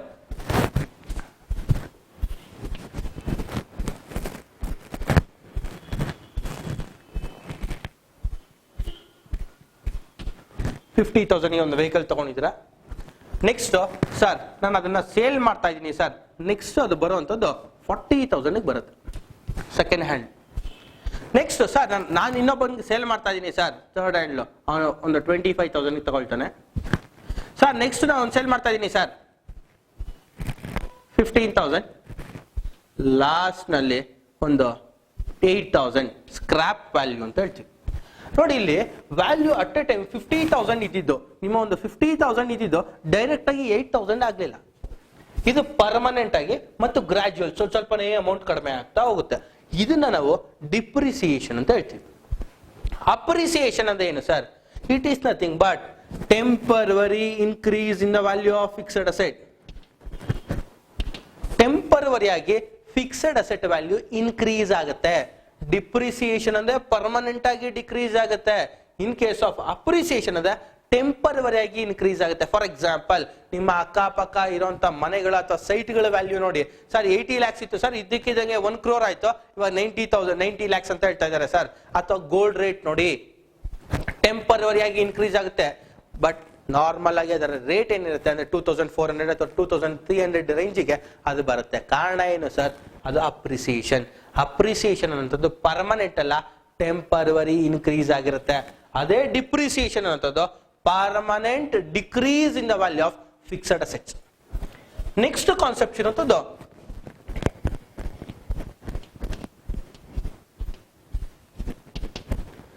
outstanding expenses. ಏನ್ ಸರ್ ಔಟ್ಸ್ಟ್ಯಾಂಡಿಂಗ್ ಎಕ್ಸ್ಪೆನ್ಸಸ್ ಅಂದ್ರೆ ಏನು? It is nothing but the expenses which has to be paid but not yet paid before the due date. Due date ಗಿಂತ ಮುಂಚೆ ನಾವು ಅಮೌಂಟ್ ನ ಪೇ ಮಾಡಲಿಲ್ಲ ಅಂದ್ರೆ ನಾವು ಅದನ್ನ ಔಟ್ಸ್ಟ್ಯಾಂಡಿಂಗ್ ಅಂತ ಹೇಳ್ತೀವಿ. For example, 5th of every month ನಾವು ರೆಂಟ್ ಪೇ ಮಾಡಬೇಕು ಸರ್, ಇವತ್ತು 7th ಆಗಿದೆ, ನಾವು ಇನ್ನ ರೆಂಟ್ ಪೇ ಮಾಡಿಲ್ಲ ಅಂದ್ರೆ 2 ದಿವಸದ ಮಟ್ಟಿಗೆ ನಮ್ಗೆ ಅದು ಔಟ್ಸ್ಟ್ಯಾಂಡಿಂಗ್ ಆಗುತ್ತೆ. ಔಟ್ಸ್ಟ್ಯಾಂಡಿಂಗ್ ಅಂದ್ರೆ ಆಚೆ ನಿಂತಿರುವಂತದ್ದಲ್ಲ, has to be paid, pay ಮಾಡಬೇಕು ಬಟ್ ನಾವು ಪೇ ಮಾಡಿಲ್ಲ. ಇದು ನಮ್ಗೆ ಅಸೆಟ್ ಆಗುತ್ತಾ ಲಯಬಿಲಿಟಿ ಆಗುತ್ತಾ ಅಂದ್ರೆ ಇಟ್ ಈಸ್ ಅನ್ ಲಯಬಿಲಿಟಿ. ಇದು ನಮ್ಗೆ ಲಯಬಿಲಿಟಿ ಆಗುತ್ತೆ. ಯಾಕಂದ್ರೆ ನಾವು ಕೊಡಬೇಕು ಬೇರೆಯವ್ರಿಗೆ, ನಾವು ಓನರ್ಗೆ ರೆಂಟ್ ನ ಪೇ ಮಾಡಬೇಕು, ನಾವು ಇನ್ನ ಪೇ ಮಾಡಿಲ್ಲ ಅಂದ್ರೆ ಆ 2 days ಮಟ್ಟಿಗೆ. ಫಾರ್ ಎಕ್ಸಾಂಪಲ್ 5th ಅಂತ ನಾವು ಪೇ ಮಾಡ್ಬೇಕಾಗಿರೋಂಥದ್ದು ಇವತ್ತು 7th ಅಂತ ತಗೊಳ್ಳೋಂಥದ್ದು, ಆ 2 days ಮಟ್ಟಿಗೆ it is an liability for the concern. Pay ಮಾಡಲೇಬೇಕು. It is an liability. Outstanding expense either it may be salary ಆಗಿರ್ಬೋದು, ಕಮಿಷನ್, ಬ್ರೋಕರೇಜ್, ರೆಂಟ್ ಯಾವುದೇ ಆಗಿರ್ಬೋದು, has to be paid but not yet paid. Pay ಮಾಡಬೇಕಾಗಿತ್ತು, ನಾವು pay ಮಾಡಿಲ್ಲ, it is an liability. Next ಅದೇ ತರ ಹೇಳಂತಂದ್ರೆ ಔಟ್ಸ್ಟ್ಯಾಂಡಿಂಗ್ ಇನ್ಕಮ್. ಏನ್ sir outstanding income? Incomes has to be received but not yet received. ನಮ್ಗೆ ಇನ್ಕಮ್ ಬರಬೇಕು ಸರ್, ನಮ್ಗೆ ಇನ್ನ ಬಂದಿಲ್ಲ. ಫಾರ್ ಎಕ್ಸಾಂಪಲ್, ನೀವೆಲ್ಲ 10th ನಲ್ಲಿ ಎಲ್ಲ 95% ಸ್ಕೋರ್ ಮಾಡಿದ್ದೀರಾ. ಸ್ಟೇಟ್ ಗೌರ್ಮೆಂಟ್ ಒಂದೇನೋ ಒಂದು ಡಿಕ್ಲರೇಷನ್ ಕೊಟ್ಟಿದ್ದಾರೆ, ಯಾರು 95% ಅಂಡ್ ಅಬೌವ್ ಸ್ಕೋರ್ ಮಾಡಿದ್ದಾರೆ ಎಲ್ಲರಿಗೂ ಒಂದು ಲ್ಯಾಪ್ಟಾಪ್ ಕೊಡ್ತೀವಿ ಅಂತ. ನಿಮ್ಗೆ ಇನ್ಕಮ್ ಬರ್ಬೇಕು ಅಥವಾ ಸ್ಕಾಲರ್ಶಿಪ್ ಕೊಡ್ತೀವಿ ಅಂತ ಡಿಕ್ಲೇರ್ ಮಾಡಿದ್ದಾರೆ ಸ್ಟೇಟ್ ಗೌರ್ಮೆಂಟ್ ಆಫ್ ₹10,000 ಈಚ್. ನೋಡಿ, ನಿಮ್ಗೆ ಇನ್ಕಮ್ ಬರಬೇಕು, ಬಟ್ ಸ್ಟೇಟ್ ಗೌರ್ಮೆಂಟ್ ಇನ್ನ ಕೊಟ್ಟಿಲ್ಲ ಅಂದ್ರೆ ಅದು ನಿಮ್ಗೆ ಔಟ್ಸ್ಟ್ಯಾಂಡಿಂಗ್ ಇನ್ಕಮ್. ನಿಮ್ಗೆ ಎಕ್ಸ್ಪೆಕ್ಟೇಷನ್ ಇರುತ್ತೆ, ನನಗೆ ಬರುತ್ತೆ, ನನಗೆ ಸ್ಕಾಲರ್ಶಿಪ್ ಬರುತ್ತೆ 10,000 ಎಕ್ಸ್ಪೆಕ್ಟೇಷನ್ ಇದೆ, ನನಗೆ ಗ್ಯಾರಂಟಿ ಇದೆ, has to be received but not yet received. Receive ಮಾಡಬೇಕು ಬಟ್ ಇನ್ನ ರಿಸೀವ್ ಮಾಡಿಲ್ಲ. ಏನ್ ಸರ್ ಆಗುತ್ತೆ? It is an asset. ನಾವ್ ಹೇಳ್ತೀವಿ ಔಟ್ಸ್ಟ್ಯಾಂಡಿಂಗ್ ಸ್ಕಾಲರ್ಶಿಪ್ ರಿಸೀವಬಲ್, ಬರಬೇಕು, ಅದೇ ಬಂದಿಲ್ಲ. ರಿಸೀವ್ ಮಾಡಬೇಕು, ರಿಸೀವ್ ಮಾಡಿಲ್ಲ. ಬಟ್ ಅದೇ ಇದು ನಾವು ಪೇ ಮಾಡಬೇಕು, ನಾವಿನ್ನ ಪೇ ಮಾಡಿಲ್ಲ, ಅದು ಲಯಬಿಲಿಟಿ ಆಗುತ್ತೆ. ನಮ್ಗೆ ಇನ್ಕಮ್ ಬರಬೇಕು ಸರ್, ನಮ್ಗಿಂದ ಇನ್ಕಮ್ ಬಂದಿಲ್ಲ, ಇಟ್ ಈಸ್ ಅನ್ ಅಸೆಟ್. ಅದೇ ಪ್ರೀಪೇಯ್ಡ್ ಎಕ್ಸ್ಪೆನ್ಸಸ್. ಪ್ರೀಪೇಯ್ಡ್ ಎಕ್ಸ್ಪೆನ್ಸಸ್ ಅಂದ್ರೆ ಏನು sir? The expenses which has been paid before the due date. Due date ಗಿಂತ ಮುಂಚೆನೆ ಪೇ ಮಾಡಿಬಿಟ್ರೆ ಅದು ಪ್ರೀಪೇಯ್ಡ್ ಅಂತ ಹೇಳ್ತೀವಿ. ಫಾರ್ ಎಕ್ಸಾಂಪಲ್, ನಿಮ್ಮ ಪ್ರತಿಯೊಬ್ಬರ ಹತ್ರನೂ ಮೊಬೈಲ್ಗಳಿದೆ, ಅದರಲ್ಲಿ ಪ್ರೀಪೇಯ್ಡ್ ಕರೆನ್ಸಿ ಅಂತ ಹಾಕಿಸ್ತೀರಾ. ನೋಡಿ, ನೀವು ಯೂಸ್ ಮಾಡೋದಕ್ಕಿಂತ ಮುಂಚೆನೆ ಅಮೌಂಟ್ ನ ಪೇ ಮಾಡಿಬಿಡ್ತೀರಾ. ನಿಮ್ಮ ಹತ್ರ ಇವಾಗ ಒಂದು ₹30 ಕರೆನ್ಸಿ ಇದೆ ಅಂದ್ರೆ it is an asset. Prepaid expenditure, ನೀವು ಮಾಡೋಂತ ಏನ್ ಎಕ್ಸ್ಪೆಂಡಿಚರ್ ಇದೆ ಅದನ್ನ ಮುಂಚೆನೆ ಪೇ ಮಾಡಿಬಿಟ್ಟಿದ್ದೀರಾ. The expenses which is paid before the due date. Due date ಗಿಂತ ಮುಂಚೆನೆ ನೀವು ಎಕ್ಸ್ಪೆನ್ಸಸ್ ನ ಇನ್ಕರ್ ಮಾಡಿದ್ರೆ ನಾವು ಅದನ್ನ ಪ್ರೀಪೇಯ್ಡ್ ಎಕ್ಸ್ಪೆನ್ಸಸ್ ಅಂತ ಹೇಳ್ತೀವಿ. It is an asset. ಯಾವುದೇ ಒಂದಾಗಿರ್ಬೋದು. ಎಕ್ಸಾಂಪಲ್ ನಿಮ್ಗೆ ಕರೆಕ್ಟ್ ಆಗಿ ತುಂಬಾನೇ ಚೆನ್ನಾಗಿ ಅರ್ಥ ಆಗುವಂತದ್ದು ಅಂದ್ರೆ ನಿಮ್ಮ ಮೊಬೈಲ್ಗಳ ಮೇಲೆ ಎಕ್ಸಾಂಪಲ್ ಕೊಟ್ರೆ ಕರೆಕ್ಟ್ ಆಗಿ ಅರ್ಥ ಆಗುತ್ತೆ. ನಿಮ್ಮ ಮೊಬೈಲ್ ನಲ್ಲಿ ಅಂತ ಕರೆನ್ಸಿ ಪ್ರೀಪೇಯ್ಡ್ ಇತ್ತು ಅಂದ್ರೆ ನೀವು ಮುಂಚೆನೆ ಪೇ ಮಾಡ್ತೀರಾ ಬಿಫೋರ್ ದ ಯೂಸೇಜ್. ಅದನ್ನ ಯೂಸ್ ಮಾಡೋದಕ್ಕಿಂತ ಮುಂಚೆ ಕರೆನ್ಸಿ ಹಾಕ್ಸಿರ್ತೀರಾ, ಅದು ನಿಮ್ಗೆ ಅಸೆಟ್ ಆಗುತ್ತೆ. ಅದೇ pre received income. Pre received income ಅನ್ನಂತಂದ್ರೆ income which is received before the due date. Due date ಗಿಂತ ಮುಂಚೆನೆ ನೀವು ಇನ್ಕಮ್ ನ ರಿಸೀವ್ ಮಾಡಿದ್ರೆ ಇಟ್ ಈಸ್ ಅನ್ ಲಯಬಿಲಿಟಿ.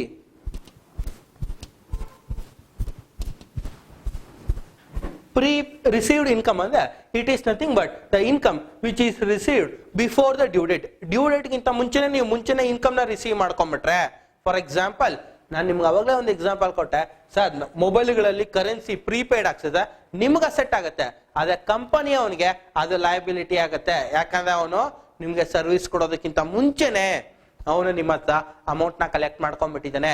ಅವಾಗ ಅದು ಲಯಬಿಲಿಟಿ ಕಂಪನಿಗೆ ಆಗುತ್ತೆ, ನಿಮ್ಗೆ ಅಸೆಟ್ ಆಗುತ್ತೆ. ಇದು ಮೇನ್ 4 ಕಾನ್ಸೆಪ್ಟ್ ನ ಕರೆಕ್ಟ್ ಆಗಿ ಅರ್ಥ ಮಾಡ್ಕೊಳ್ಳಿ. ಯಾಕಂದ್ರೆ ಫೈನಲ್ ಅಕೌಂಟ್ ಸಾಲ್ವ್ ಮಾಡ್ಬೇಕಾದ್ರೆ, ನಿಮ್ಮ 2 ಟ್ರೇಡಿಂಗ್ ಮತ್ತೆ ಪ್ರಾಫಿಟ್ ಆರ್ ಲಾಸ್ ಅಕೌಂಟ್ ಮಾಡ್ಬೇಕಾದ್ರೆ ಇದು ತುಂಬಾನೇ ಇಂಪಾರ್ಟೆಂಟ್ ಕಾನ್ಸೆಪ್ಟ್ಸ್.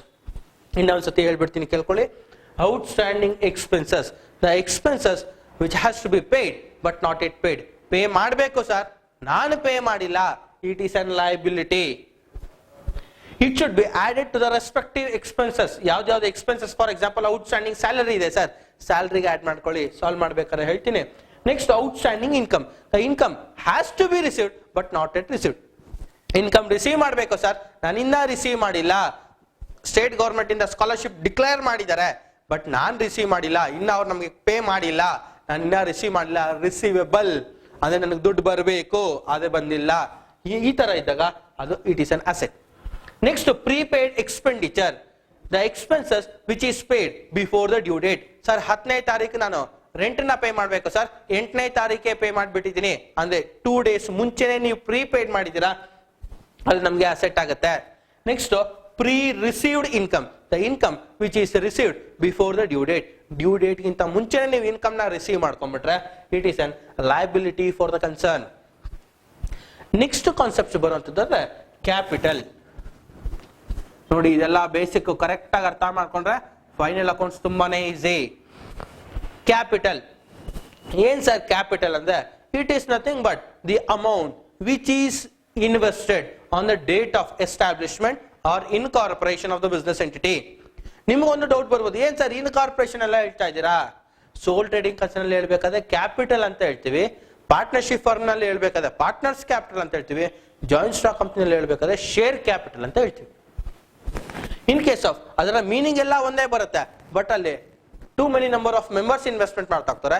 ಸೋಲ್ ಟ್ರೇಡಿಂಗ್ ಕನ್ಸರ್ನ್ ಅಲ್ಲಿ single person will invest the entire amount of capital. ಅದರಿಂದ ಇಲ್ಲಿ ಜಸ್ಟ್ ಕ್ಯಾಪಿಟಲ್ ಅಂತ ಹೇಳ್ತೀವಿ. ಎನಿ ಅಮೌಂಟ್, ಸರ್ ಅವನು 10 ರೂಪಾಯಿ ಇನ್ವೆಸ್ಟ್ಮೆಂಟ್ ಮಾಡಲಿ ಸರ್ ಅವನು ಬಿಸ್ನೆಸ್ಗೆ, ಅದು ಕ್ಯಾಪಿಟಲ್. ಅವನು 10 ಕೋಟಿ ಇನ್ವೆಸ್ಟ್ಮೆಂಟ್ ಮಾಡಲಿ ಸರ್, ಅದು ಕ್ಯಾಪಿಟಲ್. 10 ಲಕ್ಷ ಇನ್ವೆಸ್ಟ್ಮೆಂಟ್ ಮಾಡೋದು ಅದು ಕ್ಯಾಪಿಟಲ್. ಎನಿ ಅಮೌಂಟ್, ಎಷ್ಟು 10,000 ಇನ್ವೆಸ್ಟ್ಮೆಂಟ್ ಮಾಡೋದು ಅದು ಕ್ಯಾಪಿಟಲ್ ಅಂತಾನೆ ತಗೊಳ್ತೀವಿ.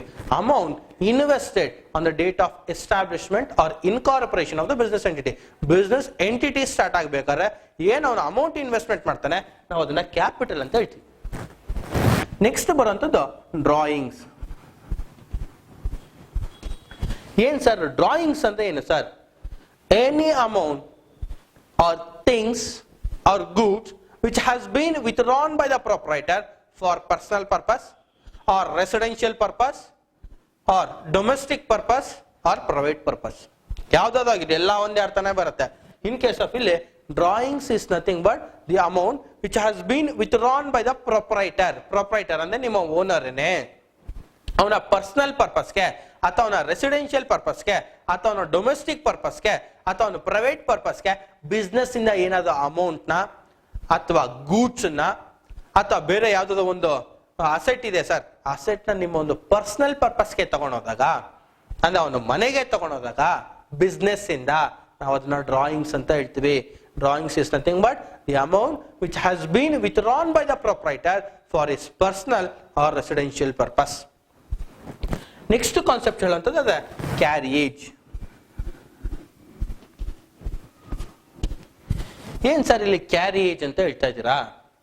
ನಾರ್ಮಲಿ ನೀವು ಯಾವ್ದಾದೊಂದು ಗೂಡ್ಸ್ ವೆಹಿಕಲ್ ಮೇಲೆ ನೋಡಿ, ಅಂದ್ರೆ ಲಾರಿಗಳ ಮೇಲೆ ಮೇಲ್ಗಡೆ ಗೂಡ್ಸ್ ಕ್ಯಾರಿಯರ್ ಅಂತ ಹಾಕಿರ್ತಾರೆ. ಅಂದ್ರೆ ಅರ್ಥ ಏನು ಸರ್ ಅಂದ್ರೆ ಇಲ್ಲಿ ಕ್ಯಾರಿಯೇಜ್ ಅಂತ ಇದೆ. ಇದನ್ನ 2 ತರ ಕ್ಲಾಸಿಫೈ ಮಾಡ್ತೀವಿ. ಒಂದು ಕ್ಯಾರಿಯೇಜ್ ಇನ್ವರ್ಡ್ಸ್, ಇನ್ನೊಂದು ಔಟ್ವರ್ಡ್ಸ್.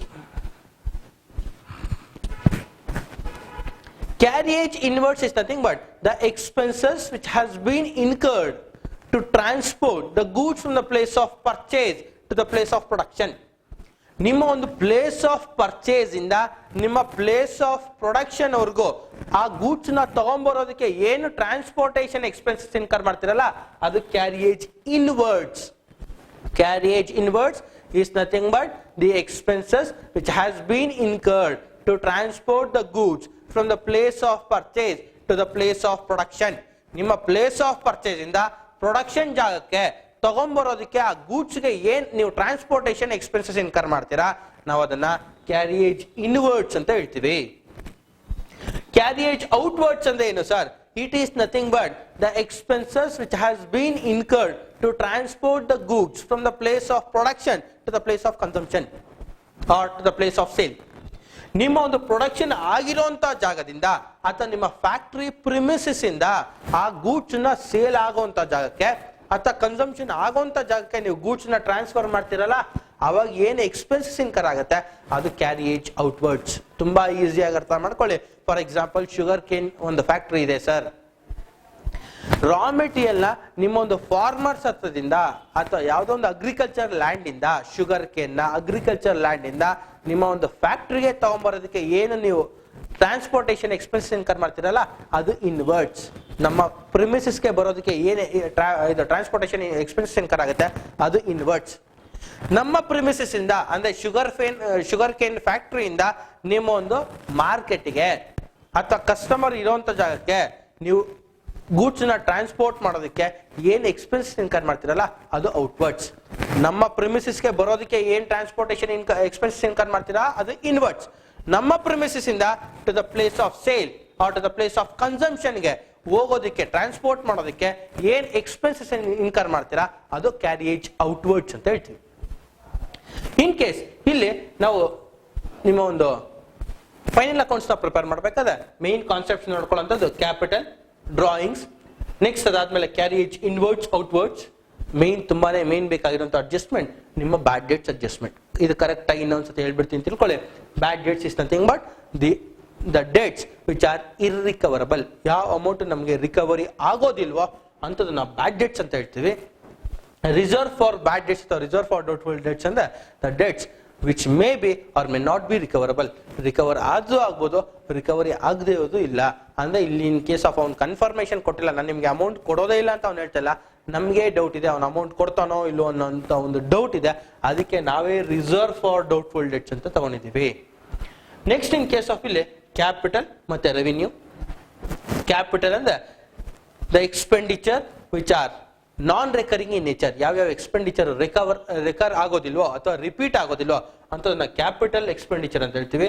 ರೆವಿನ್ಯೂ ಅಂತ ಹೇಳಿದ್ರೆ the expenditure which are recurring in nature. Day to day ನೀವು ಏನ್ ರೆಕರ್ ಆಗ್ತಾ ಹೋಗುತ್ತೆ ಅಥವಾ ರಿಪಿಟೇಟಿವ್ ಇನ್ ನೇಚರ್ ಇದೆ ಅದನ್ನ ರೆವಿನ್ಯೂ ಅಂತ ಹೇಳ್ತೀವಿ.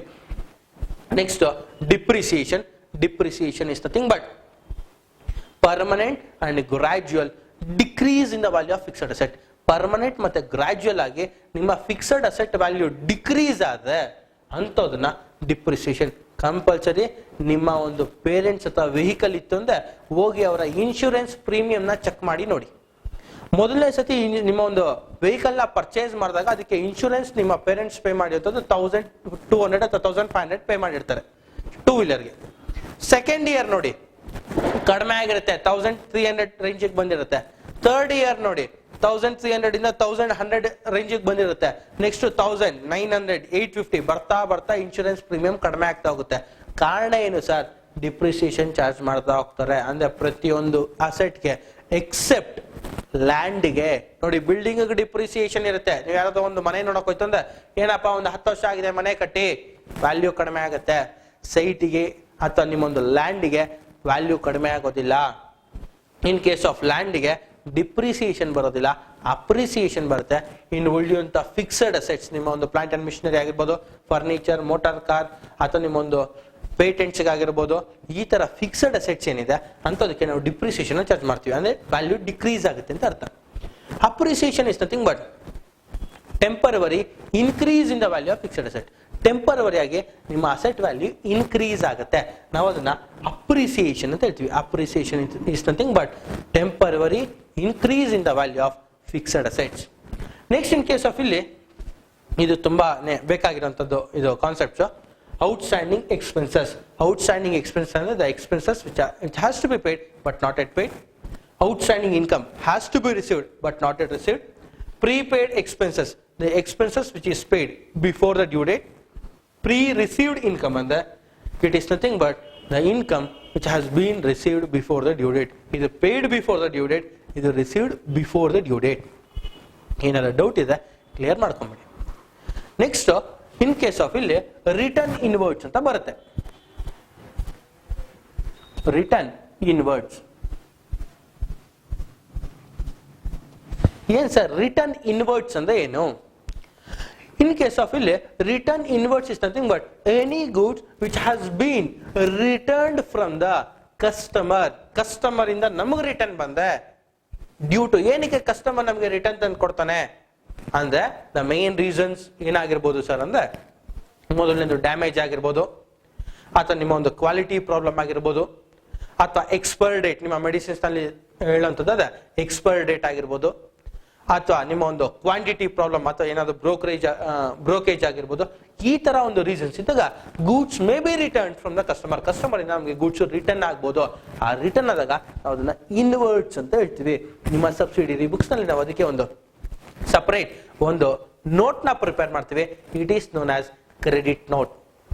ಇನ್ ಕೇಸ್ ಆಫ್ ಇದು ರಿಟರ್ನ್ ಇನ್ವರ್ಡ್ಸ್ ಅಂತ ಹೇಳ್ತೀವಿ. ಅಥವಾ ಇನ್ನ ನಾವು ಕ್ಲಿಯರ್ ಆಗಿ ಹೇಳುವಂಥದ್ದು ಅದೇ ಸೇಲ್ಸ್ ರಿಟರ್ನ್. ನೋಡಿ ಎಷ್ಟು ಕ್ಲೀನ್ ಆಗಿದೆ. ಸೇಲ್ಸ್ ರಿಟರ್ನ್, ನಾವು ಸೇಲ್ಸ್ ಮಾಡಿದ್ವಿ ರಿಟರ್ನ್ ಆಗ್ಬಿಟ್ಟಿದೆ. ಅದೇ ರಿಟರ್ನ್ ಔಟ್ವರ್ಡ್ಸ್ ಅಂತ ಹೇಳುವಂಥದ್ದು ಅದೇ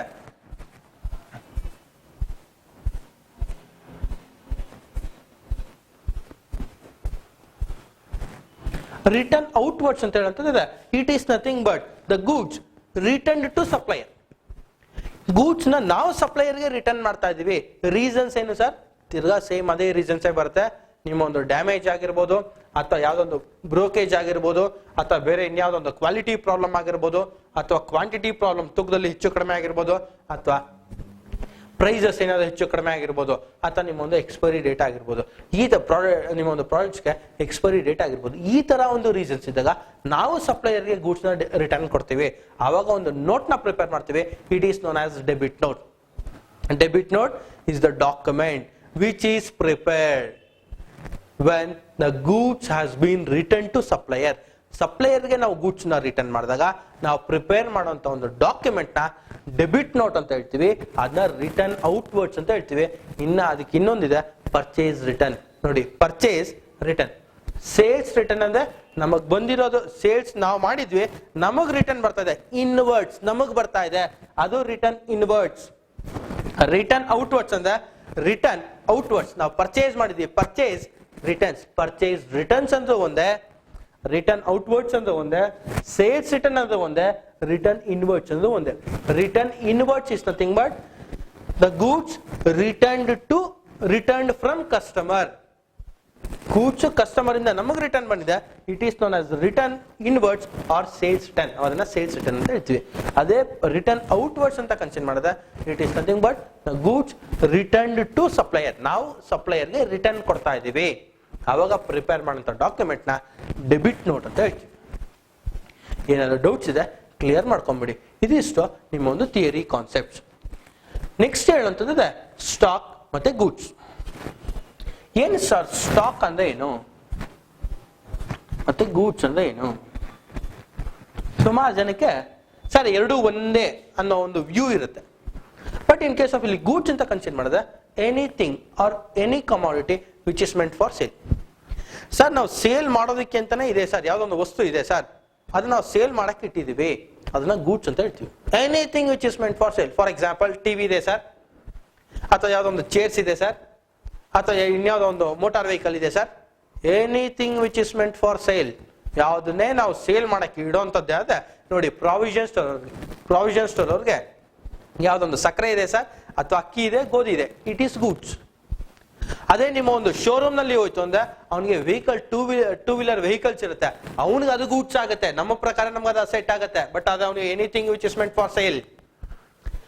ಅದೇ anything which is purchased for self consumption, ನಿಮ್ಗೆ ನೀವು ಯೂಸ್ ಮಾಡೋದಕ್ಕೆ ಅಂತಾನೆ ನೀವು ತಗೊಂಡ್ರೆ, ನೋಡಿ ನೀವು ಮೋಟಾರ್ ವೆಹಿಕಲ್ ನ ತಗೊಳ್ತೀರಾ ಅಥವಾ ಒಂದು ಟೂ ವೀಲರ್ ವೆಹಿಕಲ್ ತಗೊಳ್ತೀರಾ, ನಿಮ್ಮ ಕನ್ಸಂಪ್ಷನ್ಗೆ ನಿಮ್ಮ ಯೂಸೇಜ್ಗೆ ಅದು ನಿಮ್ಗೆ ಅಸೆಟ್ ಆಗುತ್ತೆ.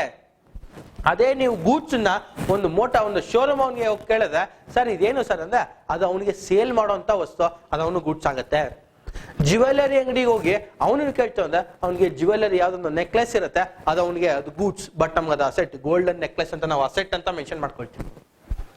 ಅದೇ ಯಾವ್ದೋ ಒಂದು ಪ್ಲಾಂಟ್ ಅಂಡ್ ಮಿಷನರಿ ಸರ್, ಯಾವ್ದೋ ಒಂದು ಮಿಷನರಿ ಒಂದು ಫ್ಯಾಕ್ಟ್ರಿಗೆ ಹೋಗಿ ಕೇಳಿದ್ರೆ ಅದು ಅವನಿಗೆ ಗೂಡ್ಸ್ ಆಗುತ್ತೆ. ಯಾಕಂದ್ರೆ it is meant for sale, it is meant for sale. But ನಮ್ಗೆ ಅದು plant and missionary fixed asset ಅಂತ ಮೆನ್ಷನ್ ಮಾಡ್ಕೊಳ್ತೀವಿ. ಅದೇ goods is nothing but anything which is meant for sale. Stock ಅಂದ್ರೆ ಏನು sir? Unsold goods remained with the trader. Sale ಆಗದೆ ಉಳ್ಕೊಂಡಿರುವಂತ goods ಏನಿದೆ ಅದೇ ಸ್ಟಾಕ್ ಅಂತ ಆಗುತ್ತೆ. ಫಾರ್ ಎಕ್ಸಾಂಪಲ್ ಸರ್, ನನ್ನೊಂದು ಯಾವ್ದೊಂದು ಆಟೋಮೊಬೈಲ್ ಶೋರೂಮ್ ಇದೆ ಸರ್, ನನ್ನ ಹತ್ರ ಒಂದು 50 ಹೀರೋ ಹೋಂಡಾ ಸ್ಪ್ಲೆಂಡರ್ ಬೈಕ್ ನ ತಗೊಂಡ್ಬಂದಿದ್ದೆ for the purpose of sale.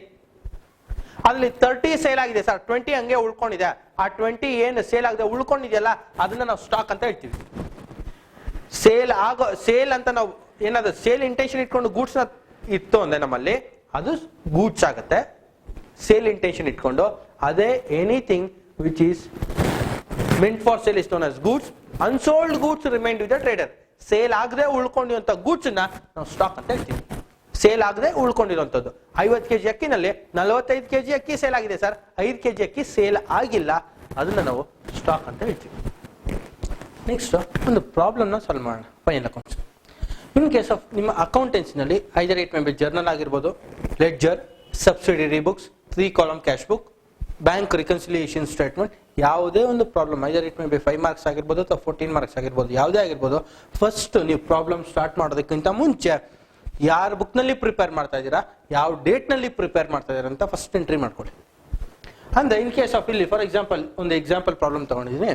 In the books of Mister Ganesh as on year ending date ಅಂದ್ರೆ ನಿಮ್ಮ ಒಂದು 31st December 2015 year ending date ನ ಫಸ್ಟ್ ಬರಿಬೇಕು. ನೀವು ಯಾವುದೇ ಒಂದು ಪ್ರಾಬ್ಲಮ್ ಸ್ಟಾರ್ಟ್ ಮಾಡೋದಕ್ಕಿಂತ ಮುಂಚೆ ಯಾರ ಬುಕ್ ನಲ್ಲಿ ಯಾವತ್ತು ಪ್ರಿಪೇರ್ ಮಾಡ್ತಾ ಇದ್ದೀರಾ ಫಸ್ಟ್ ಅದನ್ನ ಎಂಟ್ರಿ ಮಾಡಿ. In the books of Mister Ganesh as on 31st March 2015. Step 1 trading account. Trading and profit or loss account continue ಮಾಡ್ಕೊಡಿ. Trading and profit or loss account. In case of ಇಲ್ಲಿ ನೀವು ಯಾವ್ದಾದ್ರು ಒಂದು account prepare ಮಾಡ್ತಾ ಇದ್ದೀರಾ ಅಂದ್ರೆ ಅಲ್ಲಿ ಡೆಬಿಟ್ ಅಂಡ್ ಕ್ರೆಡಿಟ್ ಬರಲೇಬೇಕು. ಡೆಬಿಟ್ ಮತ್ತೆ ಕ್ರೆಡಿಟ್ ಅಕೌಂಟ್ ಅಂದ್ರೆ ಡೆಬಿಟ್ ಕ್ರೆಡಿಟ್ ಎರಡೂ ಬರುತ್ತೆ. Trading account it is based on nominal account. ಏನ್ nominal account rule? Debit all expenses and losses, credit all incomes and gains.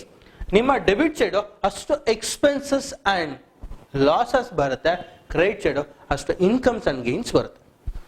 Trading account ನಲ್ಲಿ ನಿಮ್ಮ text book ಗಳಲ್ಲಿ ಸುಮಾರು ಕೊಟ್ಟಿದ್ದಾರೆ. ನೀವು ಜಸ್ಟ್ ಕಾನ್ಸಂಟ್ರೇಟ್, ಜಸ್ಟ್ ಒಂದು 9 ರಿಂದ 10 ಐಟಮ್ ನ ಮಾತ್ರ ಕಾನ್ಸಂಟ್ರೇಟ್ ಮಾಡಿ. ನಿಮ್ಮ exam point of view compulsory 14 marks ಬಂದೇ ಬರುತ್ತೆ. ಅದರ ಜೊತೆಯಲ್ಲಿ ಪ್ರಾಕ್ಟಿಕಲ್ ಓರಿಯೆಂಟೆಡ್ ಕ್ವಶನ್ ಅಂದ್ರೆ ಪಾರ್ಟ್ ಡಿ ನಲ್ಲಿ ಇದನ್ನ ನಿಮ್ಮ ಒಂದು ಇಮ್ಯಾಜಿನರಿ ಅಮೌಂಟ್ ಅಥವಾ ಇಮ್ಯಾಜಿನರಿ ಫಿಗರ್ಸ್ ಗೆ prepare trading account with 5 imaginary figures ಅಂತ ಕೊಡ್ತಾರೆ. ಈ ಫಾರ್ಮೆಟ್ ನ ಕರೆಕ್ಟ್ ಆಗಿ ನೋಡ್ಕೊಳ್ಳಿ. First to opening stock. Opening stock ಅಂದ್ರೆ the unsold goods remained with the trader on the opening date of the financial year. ನಿಮ್ಮ financial year beginning ನಲ್ಲಿ ನಿಮ್ಮ ಟ್ರೇಡರ್ ಹತ್ರ ಎಷ್ಟು ಅನ್ಸೋಲ್ಡ್ ಗೂಡ್ಸ್ ಇರುತ್ತೆ ಆ ಅಮೌಂಟ್ ನ ಬರ್ಕೊಳ್ಳಿ. ಇದು ಕಂಪಲ್ಸರಿ ನಿಮ್ಮ ಒಂದು 100% ಟ್ರಯಲ್ ಬ್ಯಾಲೆನ್ಸಿನ ಡೆಬಿಟ್ ಕಾಲಮ್ ನಲ್ಲಿ ಇರುತ್ತೆ. ಇದು ಡಿಸ್ಕಸ್ ಮಾಡೋದಕ್ಕಿಂತ ಮುಂಚೆ ಟ್ರಯಲ್ ಬ್ಯಾಲೆನ್ಸ್ ಸ್ವಲ್ಪ ಒಂದು 2 ಇನ್ಫಾರ್ಮೇಶನ್ ಕೊಟ್ಬಿಡ್ತೀನಿ. ನಿಮ್ಮ ಒಂದು ಟ್ರಯಲ್ ಬ್ಯಾಲೆನ್ಸ್ ಅಲ್ಲಿ ಒಂದು ಡೆಬಿಟ್ ಕಾಲಮ್ ಮತ್ತೊಂದು ಕ್ರೆಡಿಟ್ ಕಾಲಮ್ ಇದೆ. ಇಲ್ಲಿ ಡೆಬಿಟ್ ಕಾಲಮ್ ನಲ್ಲಿ ಏನೇನ್ ಸರ್ ಬರುತ್ತೆ? Assets, capital, drawings, expenses,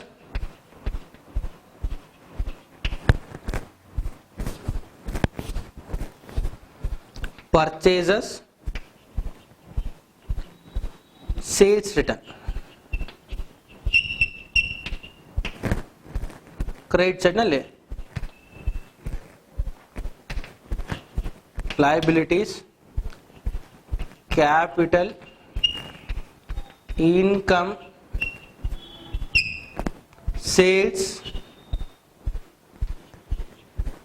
purchase return.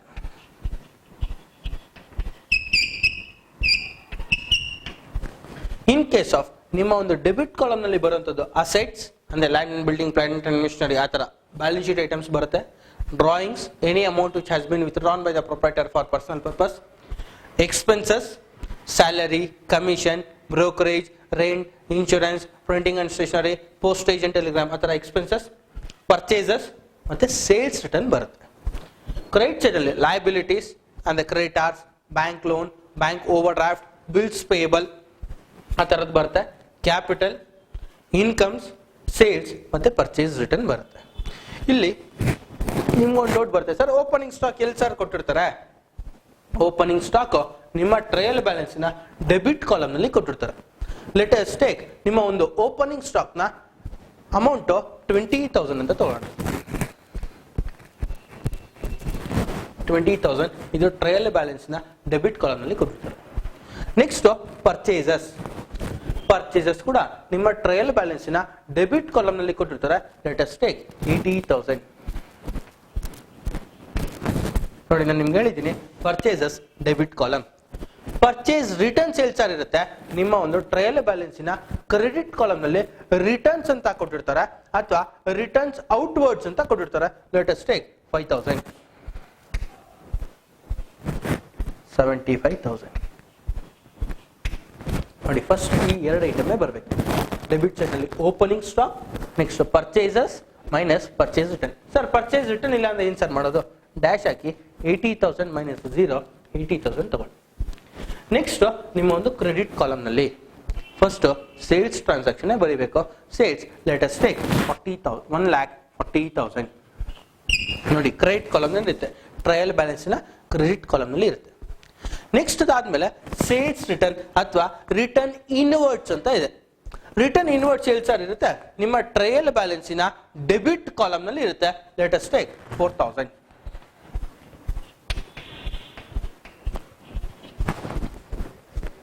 Next ಅದಾದ್ಮೇಲೆ ಕ್ಲೋಸಿಂಗ್ ಸ್ಟಾಕ್ 101% ನಿಮ್ಮ ಟ್ರಯಲ್ ಬ್ಯಾಲೆನ್ಸ್ ಅಲ್ಲಿ ಇದಿರೋದಿಲ್ಲ, ಅಡ್ಜಸ್ಟ್ಮೆಂಟ್ ಅಂತ ಕೊಟ್ಟಿರ್ತಾರೆ. ಆ ಅಡ್ಜಸ್ಟ್ಮೆಂಟ್ ನಲ್ಲಿ ಕ್ಲೋಸಿಂಗ್ ಸ್ಟಾಕ್ ಇರುತ್ತೆ. Let us take amount 30,000. ನೋಡಿ ಇದಿಷ್ಟು ಫಸ್ಟ್ ಬರಲೇಬೇಕು. Opening stock debit side, next purchases minus purchase return, sales minus sales return, next closing stock.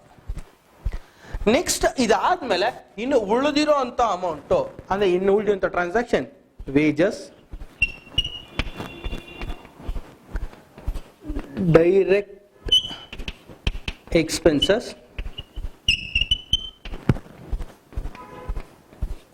coal, gas and fuel,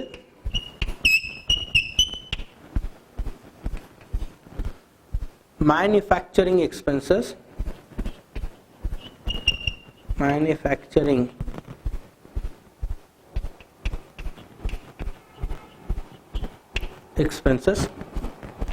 next ಅದಾದ್ಮೇಲೆ freight charges,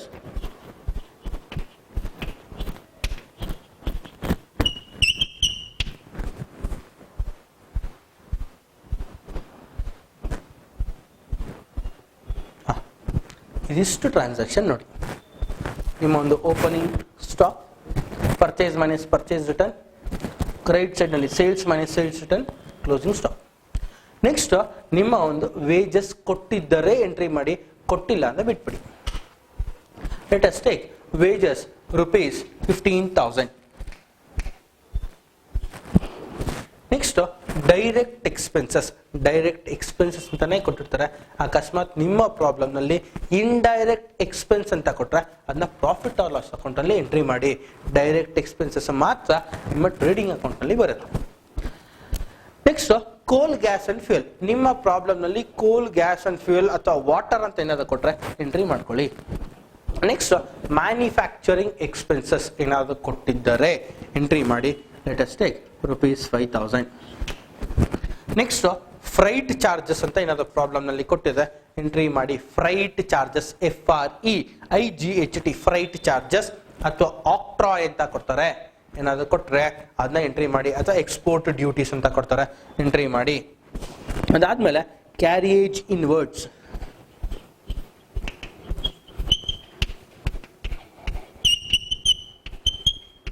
ನಾನು ನಿಮ್ಗೆ ಅವಾಗಲೇ ಹೇಳಿದೆ ಕ್ಯಾರಿಯೇಜ್ ಇನ್ವರ್ಡ್ಸ್ ಅಂತ ಹೇಳಿದೆ.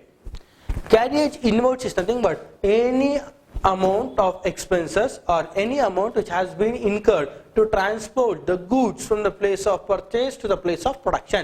ನಿಮ್ಮ ಪರ್ಚೇಸ್ ಜಾಗದಿಂದ ನಿಮ್ಮ ಪ್ರೊಡಕ್ಷನ್ ಜಾಗಕ್ಕೆ ತಗೊಂಡ್ಬರ್ಬೇಕಾದ್ರೆ ಏನ್ ಎಕ್ಸ್ಪೆನ್ಸಸ್ ಇನ್ಕರ್ ಮಾಡಿರ್ತೀರಾ, ಟ್ರಾನ್ಸ್ಪೋರ್ಟೇಷನ್ ಎಕ್ಸ್ಪೆನ್ಸಸ್, ಅದನ್ನ ಇನ್ವರ್ಡ್ಸ್ ಅಂತ ಹೇಳ್ತೀವಿ. ಇನ್ವರ್ಡ್ಸ್ ಮಾತ್ರ ನಿಮ್ಮ ಟ್ರೇಡಿಂಗ್ ಅಕೌಂಟ್ ನಲ್ಲಿ ಎಂಟ್ರಿ ಮಾಡಿ. ಔಟ್ವರ್ಡ್ಸ್ ಏನಾದ್ರು ಕ್ಯಾರಿಯೇಜ್ ಔಟ್ವರ್ಡ್ಸ್ ಅಂತ ಕೊಟ್ರೆ profit or loss account debit side entry ಮಾಡಿ, ಅದು ಕೂಡ ಎಕ್ಸ್ಪೆನ್ಸಸ್. ಒಂದು ಡೌಟ್ ಬರುತ್ತೆ, ಸರ್ ಕ್ಯಾರಿಯೇಜ್ ಅಷ್ಟೇ ಕೊಟ್ರೆ ಸರ್ ಅದು ಇನ್ವರ್ಡ್ಸಾ ಔಟ್ವರ್ಡ್ಸಾ ಅಂತ ಹೇಳಿದ್ರೆ, ಅದು ಕ್ಯಾರಿಯೇಜ್ ಅಂತ ಕೊಟ್ರೆ ಅದು ಟ್ರೇಡಿಂಗ್ ಅಕೌಂಟೇ. ಅಂದ್ರೆ carriage is nothing but carriage inwards ಅಂತ ಅರ್ಥ. ಅದನ್ನ ಕ್ಯಾರಿಯೇಜ್ ಇನ್ವರ್ಡ್ಸ್ ಏನಾದ್ರು ಕೊಟ್ಟಿದೆ ಎಂಟ್ರಿ ಮಾಡಿ rupees 1,000, ಸಾರಿ 2,000. ನೆಕ್ಸ್ಟ್ ಇದಿಷ್ಟು ಮ್ಯಾಕ್ಸಿಮಮ್ ಟ್ರೇಡಿಂಗ್ ಅಕೌಂಟ್ ಅಲ್ಲಿ ಇಷ್ಟನ್ನು ಮಾತ್ರ ನೀವು ಕರೆಕ್ಟ್ ಆಗಿ ಬ್ಯಾಟ್ ಮಾಡ್ಕೊಂಡು ಕಲ್ತ್ಕೊಂಡ್ಬಿಡಿ. ಅಂದ್ರೆ trading account is the account which is prepared to calculate gross profit or gross loss. ಒಂದು ಗ್ರಾಸ್ ಪ್ರಾಫಿಟ್ ಬರ್ಬೇಕು ಅಥವಾ ಗ್ರಾಸ್ ಲಾಸ್ ಬರ್ಬೇಕು, ಯಾವ್ದು ಒಂದು ಬರ್ಬೇಕು, ಎರಡು ಬರೋದಕ್ಕೆ ಚಾನ್ಸ್ ಇಲ್ಲ. ಒಂದು gross profit or gross loss ಬರ್ಬೇಕು. By considering direct expenses incurred for the purpose of production of goods. ನಿಮ್ಮ ಒಂದು ಗೂಡ್ಸ್ ಪ್ರೊಡ್ಯೂಸ್ ಮಾಡೋದಕ್ಕೆ ಡೈರೆಕ್ಟ್ ಆಗಿ ಯಾವ್ಯಾವ ಎಕ್ಸ್ಪೆನ್ಸಸ್ ನ ನೀವು ಇನ್ಕರ್ ಮಾಡಿದ್ದೀರಾ ಅದನ್ನ ಮಾತ್ರ ಕನ್ಸಿಡರ್ ಮಾಡ್ತಾ ಹೋಗ್ತೀವಿ. ಯಾವುದೇ ರೀತಿಯಾದ ಇಂಡೈರೆಕ್ಟ್ ಎಕ್ಸ್ಪೆನ್ಸಸ್ ನ ನಾವು ಕನ್ಸಿಡರ್ ಮಾಡೋದಿಲ್ಲ. Along with that we should consider closing stock and sales. In case ಇವಾಗ ಬ್ಯಾಲೆನ್ಸ್ ಮಾಡಿ ನೋಡಿ, ಇಷ್ಟನ್ನ ಮಾಡಿದ್ರೆ ನಿಮ್ಮ ಟ್ರೇಡಿಂಗ್ ಅಕೌಂಟ್ ಆಗುತ್ತೆ. ಇನ್ ಕೇಸ್ ಆಫ್ ಬ್ಯಾಲೆನ್ಸ್ ಮಾಡಿ ನೋಡಿ, ನಾನು ನಿಮ್ಗೆ ಅವಾಗಲೇ ಹೇಳ್ದಂಗೆ it is based on nominal account debit all expenses and losses, credit all incomes and gains. Debit ಇರುವಂಥದ್ದು ಅಷ್ಟು ಎಕ್ಸ್ಪೆನ್ಸಸ್, ಕ್ರೆಡಿಟ್ ಅಷ್ಟು ಇನ್ಕಮ್. ಬ್ಯಾಲೆನ್ಸ್ ಮಾಡಿ ನೋಡಿ. ನೋಡಿ ನಿಮ್ಮ ಕ್ರೆಡಿಟ್ ಸೈಡ್ ನಲ್ಲಿ ಬರುವಂಥದ್ದು 1,66,000 ಬರುತ್ತೆ. ನಿಮ್ಮ ಒಂದು ಡೆಬಿಟ್ ಸೈಡ್ ನಲ್ಲಿ ಬರುವಂಥದ್ದು ಟೋಟಲ್ 1,07,000 ಬರುತ್ತೆ. ಅಂದ್ರೆ ಯಾವ ಸೈಡ್ ಜಾಸ್ತಿ ಇದೆ ನೋಡಿ. ಇಲ್ಲಿ 1,07,000 ಇದೆ, ಇಲ್ಲಿ 1,66,000 ಇದೆ. ಜಾಸ್ತಿ ಇರುವಂಥದ್ದು credit side. Credit side is nothing but income ಅಂತ ಹೇಳಿದ್ದೀನಿ. ಆ ಇನ್ಕಮ್ ಜಾಸ್ತಿ ಇದ್ದಾಗ ಪ್ರಾಫಿಟ್ ಬರುತ್ತೆ. 1,66,000.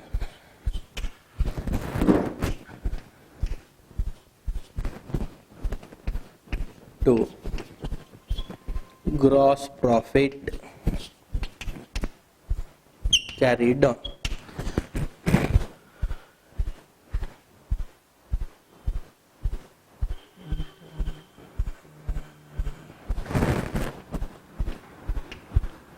$49,000 ಪ್ರಾಫಿಟ್. ನಿಮ್ಮ ಕ್ರೆಡಿಟ್ ಸೈಡ್ ಜಾಸ್ತಿ ಇದೆ, ಪ್ರಾಫಿಟ್ ಬರುತ್ತೆ. ಅದೇ ಸರ್ ಡೆಬಿಟ್ ಸೈಡ್ ಜಾಸ್ತಿ ಇದೆ ಸರ್, ಅವಾಗ ಏನ್ ಸರ್ ಆಗುತ್ತೆ? ಲಾಸ್ ಆಗುತ್ತೆ. In case of credit debit side ಜಾಸ್ತಿ ಇದೆ, debit all expenses and losses, ಅಂದ್ರೆ ಎಕ್ಸ್ಪೆನ್ಸಸ್ ಜಾಸ್ತಿ ಇದೆ, ಅವಾಗ ಲಾಸ್ ಆಗುತ್ತೆ. ಅವಾಗ ಇಲ್ಲಿ by gross loss carried down ಅಂತ ಬರಿತೀವಿ. ನೋಡಿ ಇನ್ನೊಂದ್ಸತಿ ಎಕ್ಸ್ಪ್ಲೇನ್ ಮಾಡ್ಬಿಡ್ತೀನಿ. ನೋಡಿ ಇಷ್ಟೇ maximum format trial balance, sorry trading account. To opening stock 20,000, purchases 80,000 minus purchase returns 5,000. ಕೊಟ್ಟಿಲ್ಲ ಅಂದರೆ ಡ್ಯಾಶ್ ಹಾಕಿ 80,000 ಮೈನಸ್ 0 80,000 ಬರುತ್ತೆ. ಇಲ್ಲಿ ರಿಟರ್ನ್ ಪರ್ಚೇಸ್ ರಿಟರ್ನ್ ಅಂತ ಕೊಟ್ಟಿದ್ದಾರೆ ಅಥವಾ ರಿಟರ್ನ್ ಔಟ್ವರ್ಡ್ಸ್ ಅಂತ ಕೊಡ್ತಾರೆ. ಕ್ರೆಡಿಟ್ ಸೈಡ್ ನಲ್ಲಿ ಸೇಲ್ಸ್ ಮೈನಸ್ ಸೇಲ್ಸ್ ರಿಟರ್ನ್. ಇಲ್ಲೂ ಅಷ್ಟೇ ರಿಟರ್ನ್ಸ್ ಕೊಟ್ಟಿಲ್ಲ ಅಂದ್ರೆ ಡೈರೆಕ್ಟ್ ಆಗಿ 1,40,000 ಬರ್ಕೊಳ್ಳಿ. ಇಲ್ಲಿ ರಿಟರ್ನ್ ಇನ್ವರ್ಡ್ಸ್ ಅಂತ ಅನ್ನೋದು ಕೊಡ್ಬೋದು. ಸೇಲ್ಸ್ ರಿಟರ್ನ್ ಅದು ಒಂದೇ, ರಿಟರ್ನ್ ಇನ್ವರ್ಡ್ಸ್ ಅಂತ ಒಂದೇ. ಕ್ಲೋಸಿಂಗ್ ಸ್ಟಾಕ್ ನಿಮ್ಗೆ ಅವಾಗಲೇ ಹೇಳ್ದಂಗೆ ಅಡ್ಜಸ್ಟ್ಮೆಂಟ್ ನಲ್ಲಿ ಕೊಟ್ಟಿರ್ತಾರೆ. ನೆಕ್ಸ್ಟ್ ಅದಾದ್ಮೇಲೆ ನಿಮ್ಮ ಒಂದು ಮ್ಯಾಕ್ಸಿಮಮ್ ಟ್ರಾನ್ಸಾಕ್ಷನ್ ಟ್ರೇಡಿಂಗ್ ಅಕೌಂಟ್ ನಲ್ಲಿ ಬರುವಂಥದ್ದು ವೇಜಸ್ ಕೊಟ್ಟಿದ್ರೆ ತಗೊಳ್ಳಿ. ಟ್ರೇಡಿಂಗ್ ಎಕ್ಸ್ಪೆನ್ಸಸ್, ಸಾರಿ ಡೈರೆಕ್ಟ್ ಎಕ್ಸ್ಪೆನ್ಸಸ್, ಕೋಲ್, ಗ್ಯಾಸ್ ಅಂಡ್ ಫ್ಯೂಯಲ್ ಅಥವಾ ವಾಟರ್ ಅಂತ ಕೊಟ್ಟಿದೆ ತಗೊಳ್ಳಿ. Manufacturing expenses, freight charges, carriage inwards. Outwards ಕೊಟ್ರೆ ಪ್ರಾಫಿಟ್ ಆರ್ ಲಾಸ್ ಅಕೌಂಟ್ ನಲ್ಲಿ ತಗೊಳ್ಳಿ. ಸರ್ ಜಸ್ಟ್ ಕ್ಯಾರಿಯೇಜ್ ಕೊಟ್ಟಿದ್ದಾರೆ ಸರ್, ಟ್ರೇಡಿಂಗ್ ಅಕೌಂಟ್ ಅಲ್ಲಿ ತಗೊಳ್ಳಿ. ಕ್ರೆಡಿಟ್ ಸೈಡ್ ಜಾಸ್ತಿ ಇದೆ, credit all incomes and gains ಅಂತ ಹೇಳ್ತೀವಿ. ನಿಮ್ಮ ಒಂದು ಇನ್ಕಮ್ ಜಾಸ್ತಿ ಇದ್ದಾಗ ಗ್ರಾಸ್ ಪ್ರಾಫಿಟ್ ಬರುತ್ತೆ. ಡೆಬಿಟ್ ಸೈಡ್ ಜಾಸ್ತಿ ಇದ್ದಾರೆ ಅಂದ್ರೆ ಎಕ್ಸ್ಪೆನ್ಸಸ್ ಜಾಸ್ತಿ ಇದೆ, ಗ್ರಾಸ್ ಲಾಸ್ ಬರುತ್ತೆ. ಏನು ಡೌಟ್ ಇದೆ ಕ್ಲಿಯರ್ ಮಾಡ್ಕೊಳ್ಳಿ. Next let us discuss regarding profit or loss account.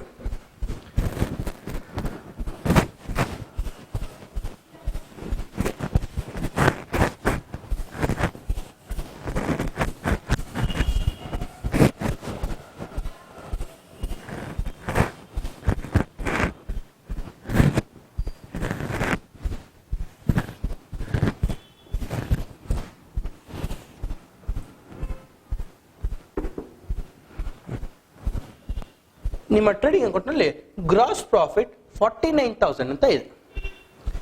Gross profit ಇರೋದನ್ನ ಬ್ರಾಡ್ ಡೌನ್ ಮಾಡ್ಕೊಳ್ಳಿ by gross profit brought down 49,000. Gross loss ಇದೆ to gross loss brought down 49,000 ಅಂತ ಬರ್ಕೊಳ್ತಾ ಇದ್ದೀವಿ. ಅಂದ್ರೆ ಆಪೋಸಿಟ್ ಸೈಡ್ ಎಂಟ್ರಿ ಮಾಡ್ಕೊಳ್ತೀವಿ. ಕ್ಯಾರಿ ಡೌನ್ ಯಾವ ಸೈಡ್ ಬರ್ತದೆ ನಿಮ್ಮ ಒಂದು ಲೆಡ್ಜರ್ ಅಕೌಂಟ್ ಅಲ್ಲೇ ನೀವು ಮಾಡಿರ್ತೀರಾ. ಯಾವ ಸೈಡ್ ಕ್ಯಾರಿ ಡೌನ್ ಬರುತ್ತೆ? Opposite side. ಟೋಟಲ್ ಆದ್ಮೇಲೆ ಬ್ರಾಡ್ ಡೌನ್ ಬರಿತೀವಿ. ಅದೇ ತರ ಟೋಟಲ್ ಆದ್ಮೇಲೆ ಆಪೋಸಿಟ್ ಸೈಡ್, ಅಲ್ಲಿ ಡೆಬಿಟ್ ಸೈಡ್ ಗ್ರಾಸ್ ಪ್ರಾಫಿಟ್ ಅಂತ ಬರ್ತಿದ್ವಿ, ಆಪೋಸಿಟ್ ಸೈಡ್ ಬ್ರಾಡ್ ಡೌನ್ ಅಂತ ಬರ್ತೀವಿ 49,000. ನೆಕ್ಸ್ಟ್ ನಿಮ್ಮ trading account profit or loss account ಅಲ್ಲಿ it is the account which is prepared to calculate net profit or net loss. ಒಂದು net profit ಅಥವಾ net loss ನ calculate ಮಾಡೋದಕ್ಕೆ ಒಂದು ಪ್ರಾಫಿಟ್ ಆರ್ ಲಾಸ್ ಅಕೌಂಟ್ ಅಂತ ಪ್ರಿಪೇರ್ ಮಾಡ್ತೀವಿ. ಯಾವ ಟ್ರಾನ್ಸಾಕ್ಷನ್ ಕನ್ಸಿಡರ್ ಮಾಡ್ತೀವಿ ಸರ್?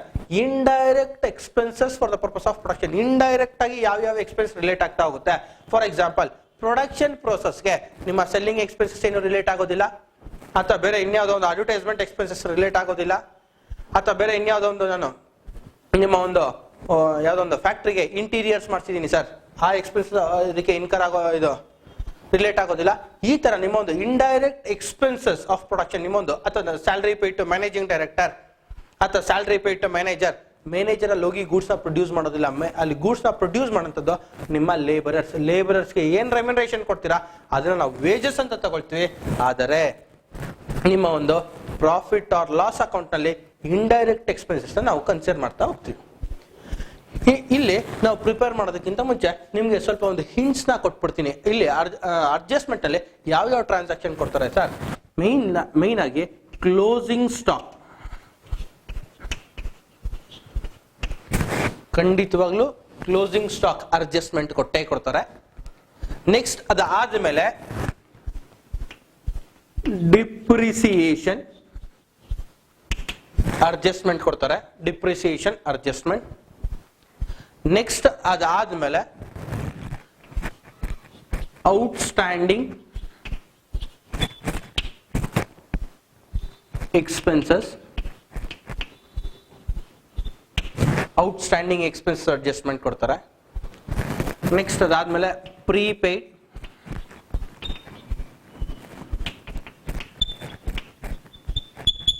ಪ್ರೀಪೇಯ್ಡ್ ಎಕ್ಸ್ಪೆನ್ಸಸ್ ಏನಾದ್ರು ಅಡ್ಜಸ್ಟ್ಮೆಂಟ್ ಕೊಡ್ತಾರೆ, ಪ್ರೀಪೇಯ್ಡ್ ಅಡ್ಜಸ್ಟ್ಮೆಂಟ್ ಕೊಡ್ತಾರೆ. ನೆಕ್ಸ್ಟ್ ಅದಾದ್ಮೇಲೆ reserve on debtors, reserve on debtors and creditors, interest on capital.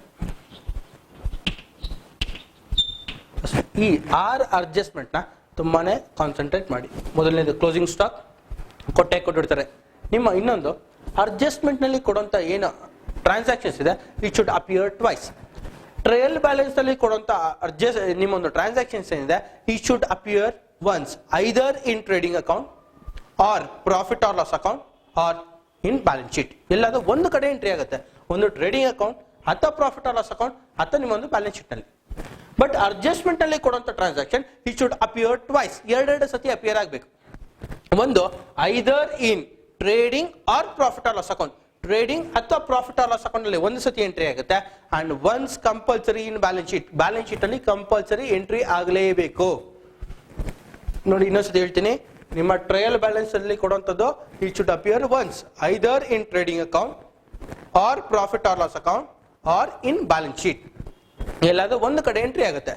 But the transactions which are given the adjustments ಅಲ್ಲಿ ಕೊಡುವಂತದ್ದು ಇಟ್ ಶುಡ್ ಅಪಿಯರ್ ಟ್ವೈಸ್, ಎರಡೆರಡು ಸತಿ appear ಆಗುತ್ತೆ. Once in trading or profit or loss account, ಒಂದು trading ಅಥವಾ profit or loss account ಅಲ್ಲಿ entry ಆಗುತ್ತೆ. And once compulsory in balance sheet, ಒಂದ್ಸತಿ ಬ್ಯಾಲೆನ್ಸ್ ಶೀಟ್ ನಲ್ಲಿ ಕಂಪಲ್ಸರಿ ಎಂಟ್ರಿ ಆಗಲೇಬೇಕು. ನೆಕ್ಸ್ಟ್ ನಿಮ್ಮ ಪ್ರಾಫಿಟ್ ಆರ್ ಲಾಸ್ ಅಕೌಂಟ್ ಅಲ್ಲಿ ಏನೇನು ಸರ್ ಟ್ರಾನ್ಸಾಕ್ಷನ್ ಬರುತ್ತೆ? Indirect expenses, for example printing and stationery, postage and telegram, salary, rent, insurance, traveling expenses, transportation expenses, selling expenses, distribution expenses, bad debts, reserve for bad debts. ಈ ತರ ನಿಮ್ಮ ಒಂದು indirect expenses ಏನಿದೆ ಅಥವಾ interest on capital, ಈ ತರ indirect expenses ಏನಿದೆ ಅದನ್ನ ಕನ್ಸಿಡರ್ ಮಾಡ್ತಾ ಹೋಗ್ತೀವಿ. ಲೆಟಸ್ ಕನ್ಸಿಡರ್ ಇಲ್ಲಿ ಯಾವ್ದಾದ್ರು ಒಂದು 4 ಎಕ್ಸ್ಪೆನ್ಸಸ್ ತಗೊಂಡು ನೀವು profit or loss account calculate ಮಾಡೋಣ, ಪ್ರಿಪೇರ್ ಮಾಡೋಣ. ಇನ್ ಕೇಸ್ ಆಫ್ ಇಲ್ಲಿ ಫಾರ್ ಎಕ್ಸಾಂಪಲ್ ಸ್ಯಾಲರಿ,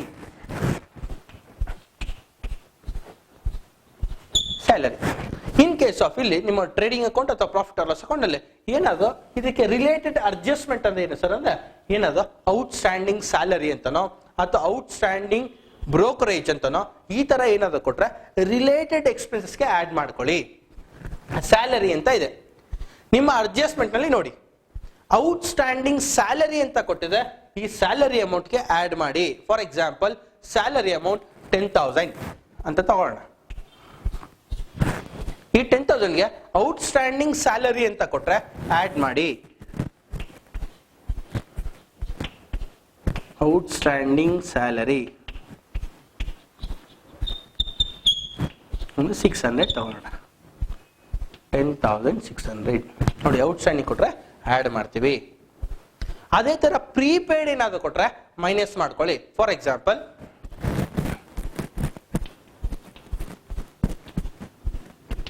ರಿಪೇರ್ಸ್, ಏನಾದ್ರು ಪ್ರೀಪೇಯ್ಡ್ ಅಂತ ಕೊಟ್ರೆ ಅದನ್ನ ಮೈನಸ್ ಮಾಡ್ಕೊಳ್ಳಿ. ರಿಪೇರ್ಸ್ ಒಂದು 4,000 ತಗೊಳ್ಳೋಣ. ಪ್ರೀಪೇಯ್ಡ್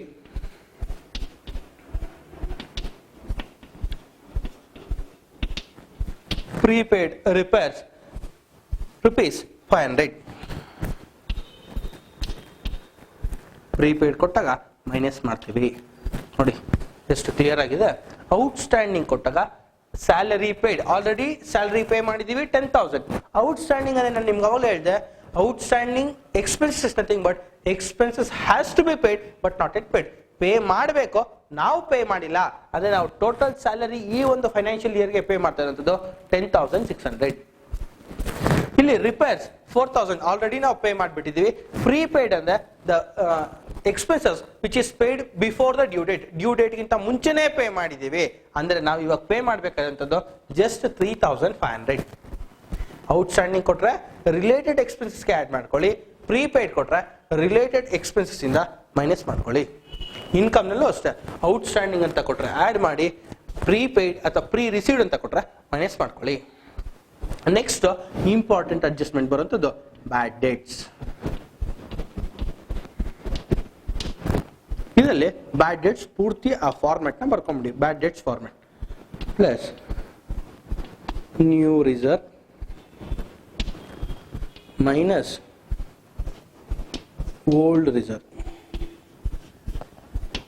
ಇನ್ ಕೇಸ್ ಆಫ್ ಇಲ್ಲಿ ಬ್ಯಾಡ್ ಡೇಟ್ಸ್ ಅಂತ ಕೊಟ್ರೆ ಅದು 100% ನಿಮ್ಮ ಒಂದು ಟ್ರಯಲ್ ಬ್ಯಾಲೆನ್ಸ್ ನ ಡೆಬಿಟ್ ಕಾಲಮ್ ನಲ್ಲಿ ಕೊಟ್ಟಿರ್ತಾರೆ. Let us consider 1,000 bad debts 1,000. Next ಅದಾದ್ಮೇಲೆ ನಿಮ್ಮ ಅಡ್ಜಸ್ಟ್ಮೆಂಟ್ ನಲ್ಲಿ ಏನಾದ್ರು ಕೊಟ್ಟಿದಾರ ನೋಡಿ.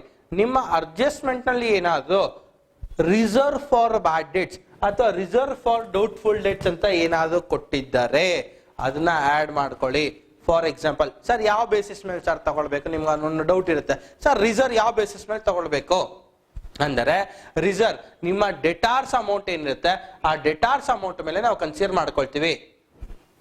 ಇನ್ ಕೇಸ್ ಇಲ್ಲಿ ನಾವು ಕನ್ಸಿಡರ್ ಮಾಡ್ಕೊಬೇಕಾದ್ರೆ ನಿಮ್ಮೊಂದು ಡೆಟಾರ್ಸ್ ಅಮೌಂಟ್ ಏನಾದ್ರು ಕೊಟ್ಟಿದ್ದಾರೆ, ಡೆಟಾರ್ಸ್ ಅಮೌಂಟ್ ಫಾರ್ ಎಕ್ಸಾಂಪಲ್ 40,000 ಅಂತ ತಗೊಳ್ಳೋಣ. 40,000 ಇಂಟು 5% 2,000 3,000. ನೋಡಿ ಎಷ್ಟು ಕ್ಲಿಯರ್ ಆಗಿದೆ.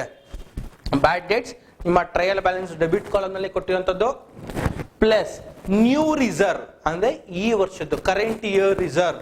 ಏನಾದ್ರು ಬ್ಯಾಡ್ ಡೇಟ್ಸ್ ರಿಸರ್ವ್ ನಿಮಗೆ ಡೌಟ್ಸ್ ಇತ್ತು ಅಂದ್ರೆ bad debts reserve on the basis of debtors. ನಿಮ್ಮ ಒಂದು ಡೆಟಾರ್ಸ್ ಅಮೌಂಟ್ 40,000 ಅಂತ ತಗೊಳ್ಳಂತಂದ್ರೆ ಇಂಟು 5% 2,000 ಟೋಟಲ್ 3,000 ಆಗುತ್ತೆ. ಓಲ್ಡ್ ರಿಸರ್ವ್ ಅಂದ್ರೆ ಯಾವ್ದು ಸರ್ ಅಂದ್ರೆ ನಿಮ್ಮ ಟ್ರಯಲ್ ಬ್ಯಾಲೆನ್ಸಿನ ಕ್ರೆಡಿಟ್ ಕಾಲಮ್ ನಲ್ಲಿ ಕೊಟ್ಟಿರ್ತಾರೆ ಬ್ಯಾಡ್ ಡೇಟ್ಸ್ ರಿಸರ್ವ್ ಅಂತ ಕೊಟ್ಟಿರ್ತಾನೆ, ಅಥವಾ ಪ್ರಾವಿಷನ್ ಫಾರ್ ಬ್ಯಾಡ್ ಡೇಟ್ಸ್ ಅಂತ ಕೊಟ್ಟಾಗ ಅದನ್ನ ಮೈನಸ್ ಮಾಡ್ಕೊಳ್ಳಿ. 1,500 ನೋಡಿ. ಇದು ಫುಲ್ಲು ಫಾರ್ಮೆಟ್ ಬರ್ಕೊಳ್ಳಿ, ಇದೇ ಫಿಲ್ ಮಾಡಿ, ಇಲ್ಲಾಂದ್ರೆ ಬಿಟ್ಬಿಡಿ. ನೋಡಿ ಬ್ಯಾಡ್ ಡೇಟ್ಸ್ ಟ್ರಯಲ್ ಬ್ಯಾಲೆನ್ಸ್ ನ debit column plus new reserve on the basis of debtors. ನಿಮ್ಮ ಒಂದು ಡೆಟಾರ್ಸ್ ಅಮೌಂಟ್ ಏನಿದೆ ಬ್ಯಾಲೆನ್ಸ್ ಶೀಟ್ ನಲ್ಲಿ ಡೆಟಾರ್ಸ್ ಅಂತ ಡೆಬಿಟ್ ಕಾಲಮ್ ನಲ್ಲಿ ಕೊಟ್ಟಿರ್ತಾನೆ, ಇಂಟು ಪರ್ಸೆಂಟೇಜ್ ಆಫ್ ರಿಸರ್ವ್ 2,000 ಬರುತ್ತೆ, ಆಡ್ ಮಾಡಿ ಮೈನಸ್ ಓಲ್ಡ್ ರಿಸರ್ವ್. ನಿಮ್ಮ ಟ್ರಯಲ್ ಬ್ಯಾಲೆನ್ಸಿನ ಕ್ರೆಡಿಟ್ ಕಾಲಮ್ ನಲ್ಲಿ ಕೊಟ್ಟಿರ್ತಾರೆ, ಆ ಅಮೌಂಟ್ ನ ಮೈನಸ್ ಮಾಡ್ಕೊಳ್ಳಿ. Outer column 1,500. ನೆಕ್ಸ್ಟ್ ಅದಾದ್ಮೇಲೆ ನಿಮ್ಮ ಯಾವ್ದಾದ್ರು ಇನ್ಕಮ್ ನ ಇದ್ದರೆ ನೋಡಿ, ಅಕಸ್ಮಾತ್ ಡಿಪ್ರಿಸಿಯೇಷನ್ ಕೊಟ್ಟಿದ್ದು ಸರ್ ಪ್ರಾಬ್ಲಮ್ ನಲ್ಲಿ. ಡಿಪ್ರಿಸಿಯೇಷನ್ ಅಂದ್ರೆ ಎಕ್ಸ್ಪೆನ್ಸಸ್. ನಾನು ನಿಮ್ಗೆ ಅವಾಗಲೇ ಹೇಳ್ದಂಗೆ depreciation is nothing but permanent decrease in the value of fixed asset. Value of the fixed asset decrease ಆಗ್ತಾ ಇದೆ, ಅದನ್ನ ಡೆಬಿಟ್ ಸೈಡ್ ಅಲ್ಲಿ ಎಂಟ್ರಿ ಮಾಡ್ಕೊಳ್ಳಿ. ನಮಗೆ ಎಕ್ಸ್ಪೆನ್ಸಸ್ ಆಗ್ತಾ ಇದೆ ಅಥವಾ ಲಾಸ್ ಆಗ್ತಾ ಇದೆ. Depreciation on plant and missionary. ಯಾವ ಬೇಸಿಸ್ ಮೇಲೆ ಸರ್ ಕ್ಯಾಲ್ಕುಲೇಟ್ ಮಾಡ್ತೀವಿ? Depreciation on plant and missionary ಅಂದ್ರೆ ನಿಮ್ಮ ಒಂದು ಬ್ಯಾಲೆನ್ಸ್ ಶೀಟ್, ನಿಮ್ಮ ಟ್ರಯಲ್ ಬ್ಯಾಲೆನ್ಸಿನ ಡೆಬಿಟ್ ಕಾಲಮ್ ನಲ್ಲಿ ಅಸೆಟ್ಸ್ ಕೊಟ್ಟಿರ್ತಾರೆ ನೋಡಿ. ಲೆಟ್ ಅಸ್ ಕನ್ಸಿಡರ್ 60,000 10% ಅಂತ ಕೊಟ್ಟಿದೆ 6,000. ಸರ್ ಅಪ್ರಿಸಿಯೇಷನ್ ಕೊಟ್ಟಿದ್ದಾರೆ ಸರ್, ಕ್ರೆಡಿಟ್ ಸೈಡ್ ನಲ್ಲಿ ಎಂಟ್ರಿ ಮಾಡಿ. ಡಿಪ್ರಿಸಿಯೇಷನ್ ಕೊಟ್ರೆ ಡೆಬಿಟ್ ಸೈಡ್, ಅಪ್ರಿಸಿಯೇಷನ್ ಕೊಟ್ರೆ ಕ್ರೆಡಿಟ್ ಸೈಡ್ ಎಂಟ್ರಿ ಮಾಡ್ಕೊಳ್ಳಿ. ನೆಕ್ಸ್ಟ್ ಅದಾದ್ಮೇಲೆ ನಿಮ್ಗೆ ಏನಾದ್ರು ಇಂಟ್ರೆಸ್ಟ್ ಅಂತ ಕೊಟ್ರೆ interest on capital 2, interest on capital ಯಾವ ಬೇಸಿಸ್ ಮೇಲೆ ಸರ್ ಕ್ಯಾಲ್ಕುಲೇಟ್ ಮಾಡ್ತೀವಿ? On the basis of capital which has been invested by the proprietor. ನಿಮ್ಮ ಪ್ರೊಪ್ರೈಟರ್ ಇನ್ವೆಸ್ಟ್ಮೆಂಟ್ ಮಾಡಿರುವಂತ ಕ್ಯಾಪಿಟಲ್ ಮೇಲೆ ನಾವು ಕ್ಯಾಲ್ಕುಲೇಟ್ ಮಾಡ್ತೀವಿ. 81,000 ಇಂಟು ನಿಮ್ಮ ಅಡ್ಜಸ್ಟ್ಮೆಂಟ್ ನಲ್ಲಿ ಎಷ್ಟು ಪರ್ಸೆಂಟ್ ರಿಸರ್ವ್ ಕೊಟ್ಟಿದ್ದಾರೆ ನೋಡಿ, ಆ ಎಷ್ಟು ಪರ್ಸೆಂಟ್ ರಿಸರ್ವ್ ಕೊಟ್ಟಿದ್ದಾರೆ ಆ ಬೇಸಿಸ್ ಮೇಲೆ ಕ್ಯಾಲ್ಕುಲೇಟ್ ಮಾಡ್ತೀವಿ. ಫಾರ್ ಎಕ್ಸಾಂಪಲ್ 5% ಅಂದ್ರೆ 4,050 ಈ ಬೇಸಿಸ್ ಮೇಲೆ ನಾವು ಕ್ಯಾಲ್ಕುಲೇಟ್ ಮಾಡ್ತೀವಿ. ಅಂದ್ರೆ ಇಲ್ಲಿ ನಮ್ಮ ಒಂದು ಡೆಬಿಟ್ ಸೈಡ್ ಜಾಸ್ತಿ ಇದ್ದರೆ, ಡೆಬಿಟ್ ಸೈಡ್ ಜಾಸ್ತಿ ಇದ್ರೆ ಅದು ನಮ್ಗೆ ಲಾಸ್ ಆಗುತ್ತೆ, ಕ್ರೆಡಿಟ್ ಸೈಡ್ ಜಾಸ್ತಿ ಇದ್ದರೆ ಅದು ನಮ್ಗೆ ಪ್ರಾಫಿಟ್ ಆಗುತ್ತೆ. ಇನ್ ಕೇಸ್ ಇಲ್ಲಿ ನೋಡಿ ಮ್ಯಾಕ್ಸಿಮಮ್ ಇನ್ನೊಂದು ಅಡ್ಜಸ್ಟ್ಮೆಂಟ್ ಇದೆ ನೋಡಿ, ಕ್ಲೋಸಿಂಗ್ ಸ್ಟಾಕ್ ಅಡ್ಜಸ್ಟ್ಮೆಂಟ್ ಒಂದು ಎಕ್ಸಾಂಪಲ್ ಕೊಟ್ಟಿದ್ದೀನಿ. ಡಿಪ್ರಿಸಿಯೇಷನ್ ಆಯ್ತು, outstanding expenses, prepaid expenses, reserve on debtors, interest on capital. Reserve on creditors ಒಂದಿದೆ. ಏನ್ ಸರ್ ರಿಸರ್ವ್ ಆನ್ ಕ್ರೆಡಿಟಾರ್ಸ್ ಅಂದ್ರೆ ಏನು sir? In case of if the creditors is allowing a certain percentage of discount on the basis of prompt payment, or if the payment is made before the due date.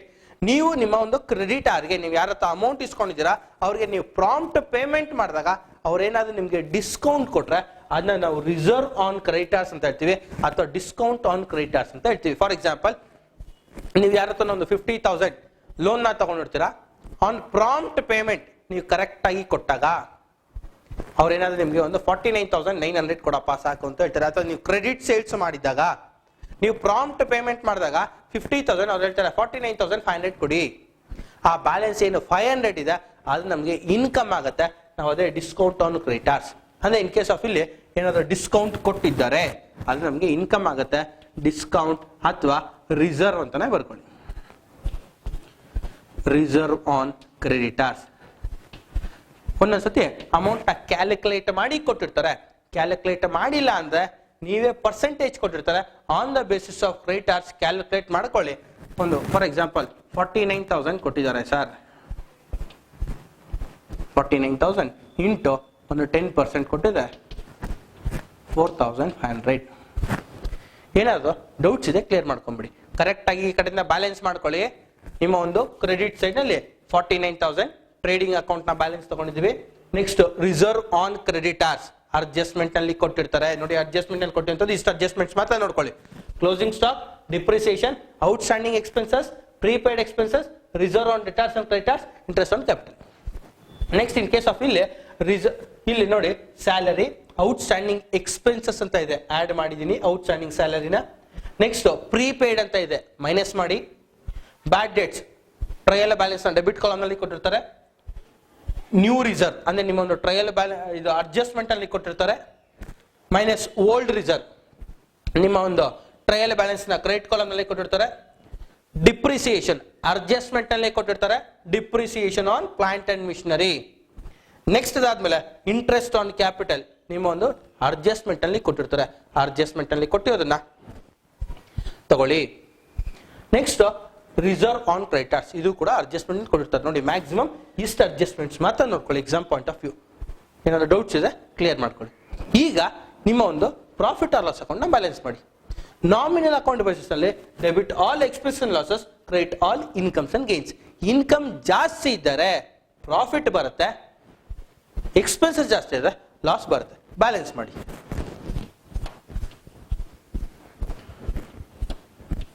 Balance ಮಾಡಿ. Credit side total ನೋಡಿ 49,000 ಮತ್ತೆ 4,500 ಇದೆ, ಎರಡನ್ನು total ಮಾಡಿದ್ರೆ 53,500 ಬರುತ್ತೆ. ಅದೇ ನಿಮ್ಮ ಒಂದು ಡೆಬಿಟ್ ಸೈಡ್ ನಲ್ಲಿ ಇರುವಂತ ಟೋಟಲ್ ನೀವು ಮಾಡುವಂತದ್ದೇ ಆದ್ರೆ ಟೋಟಲ್ ಮಾಡಿ ನೋಡಿ 10,600 ಪ್ಲಸ್ 3,500 ಅದೇ ನಿಮಗೆ 14,100 ಆಗುತ್ತೆ. 14,100 ನೆಕ್ಸ್ಟ್ 15,600 ಆಗುತ್ತೆ, 21,600 ಆಗುತ್ತೆ, 25,650 ಆಗುತ್ತೆ. ಯಾವ ಸೈಡ್ ಜಾಸ್ತಿ ಇದೆ ನೋಡಿ, ಇಲ್ಲಿ 23,650 ಆಗುತ್ತೆ, ಇಲ್ಲಿ 53,500 ಇದೆ. 53,000 ಜಾಸ್ತಿ ಇದೆ, ಸೇಮ್ ಟೋಟಲ್ ಬರ್ಕೊಳ್ಳಿ. 2 net profit carry down. Balance ಮಾಡಿ. ಈ ಅಮೌಂಟ್ ಇಂದ ಅಂದ್ರೆ ನಿಮ್ಮ ಒಂದು ಕ್ರೆಡಿಟ್ ಸೈಡ್ ಅಮೌಂಟ್ ಇಂದ ಡೆಬಿಟ್ ಸೈಡ್ ಅಮೌಂಟ್ ನ ಮೈನಸ್ ಮಾಡಿ. ಕ್ರೆಡಿಟ್ ಸೈಡ್ ಅಮೌಂಟ್ ಇಂದ ಡೆಬಿಟ್ ಸೈಡ್ ಅಮೌಂಟ್ ನ ಮೈನಸ್ ಮಾಡಿ.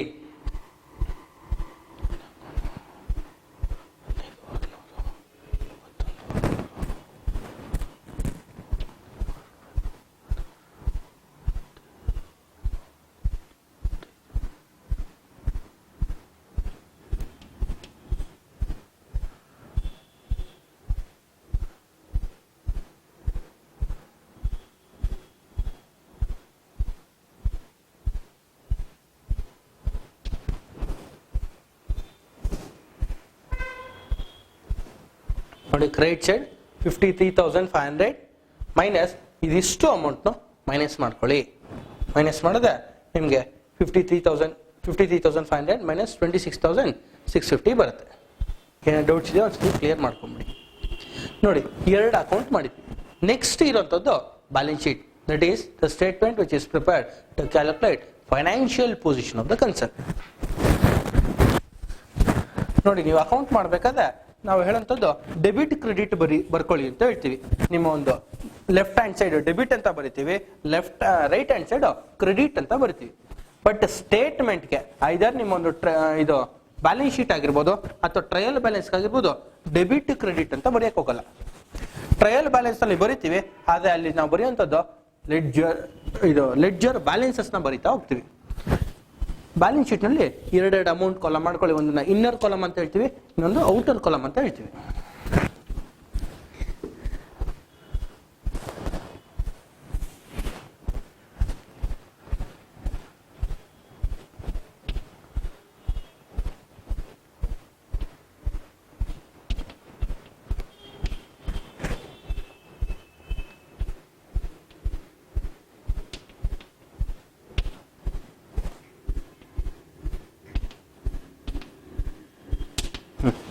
ನೋಡಿ ಇಲ್ಲಿ ಬರಿಬೇಕಾದ್ರೆ ಪರ್ಟಿಕ್ಯುಲರ್ಸ್ ಅಂತ ಬರೆಯೋದಿಲ್ಲ, ಲಯಬಿಲಿಟೀಸ್ ಅಮೌಂಟ್, ಅಸೆಟ್ಸ್ ಅಮೌಂಟ್ ಅಂತ ಬರಿತೀವಿ. ನೆಕ್ಸ್ಟ್ ಇಲ್ಲಿ ನಿಮ್ಮ ಒಂದು ಬ್ಯಾಲೆನ್ಸ್ ಶೀಟ್ ಸ್ಟಾರ್ಟ್ ಮಾಡೋದಕ್ಕಿಂತ ಮುಂಚೆ ನಿಮ್ಮ ಒಂದು ಲಯಬಿಲಿಟೀಸ್ ಸೈಡ್ ನಲ್ಲಿ ಕ್ಯಾಪಿಟಲ್ ಅಡ್ಜಸ್ಟ್ಮೆಂಟ್ ಬರ್ಕೊಂಡ್ಬಿಡಿ. ನೀವೇನ್ ಮಾಡ್ತೀರಾ, ಯಾವ್ದೋ ಇರೋಂಥ ಟ್ರಾನ್ಸಾಕ್ಷನ್ ಮಾತ್ರ ಬರೀತೀರಾ, ಬಟ್ ಆಕ್ಚುಲಿ ನಿಮ್ಮ ಕ್ಯಾಪಿಟಲ್ ಫಾರ್ಮೆಟ್ ಏನಿದೆ ಪೂರ್ತಿ ಅಲ್ಲಿ ಬರ್ಕೊಂಡ್ಬಿಡಿ. Capital plus additional capital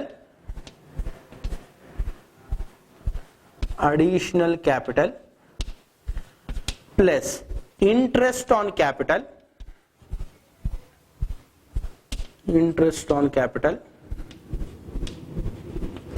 plus interest on additional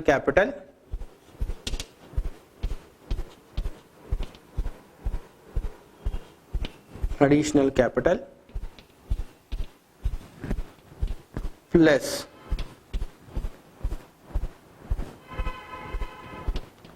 net profit minus drawings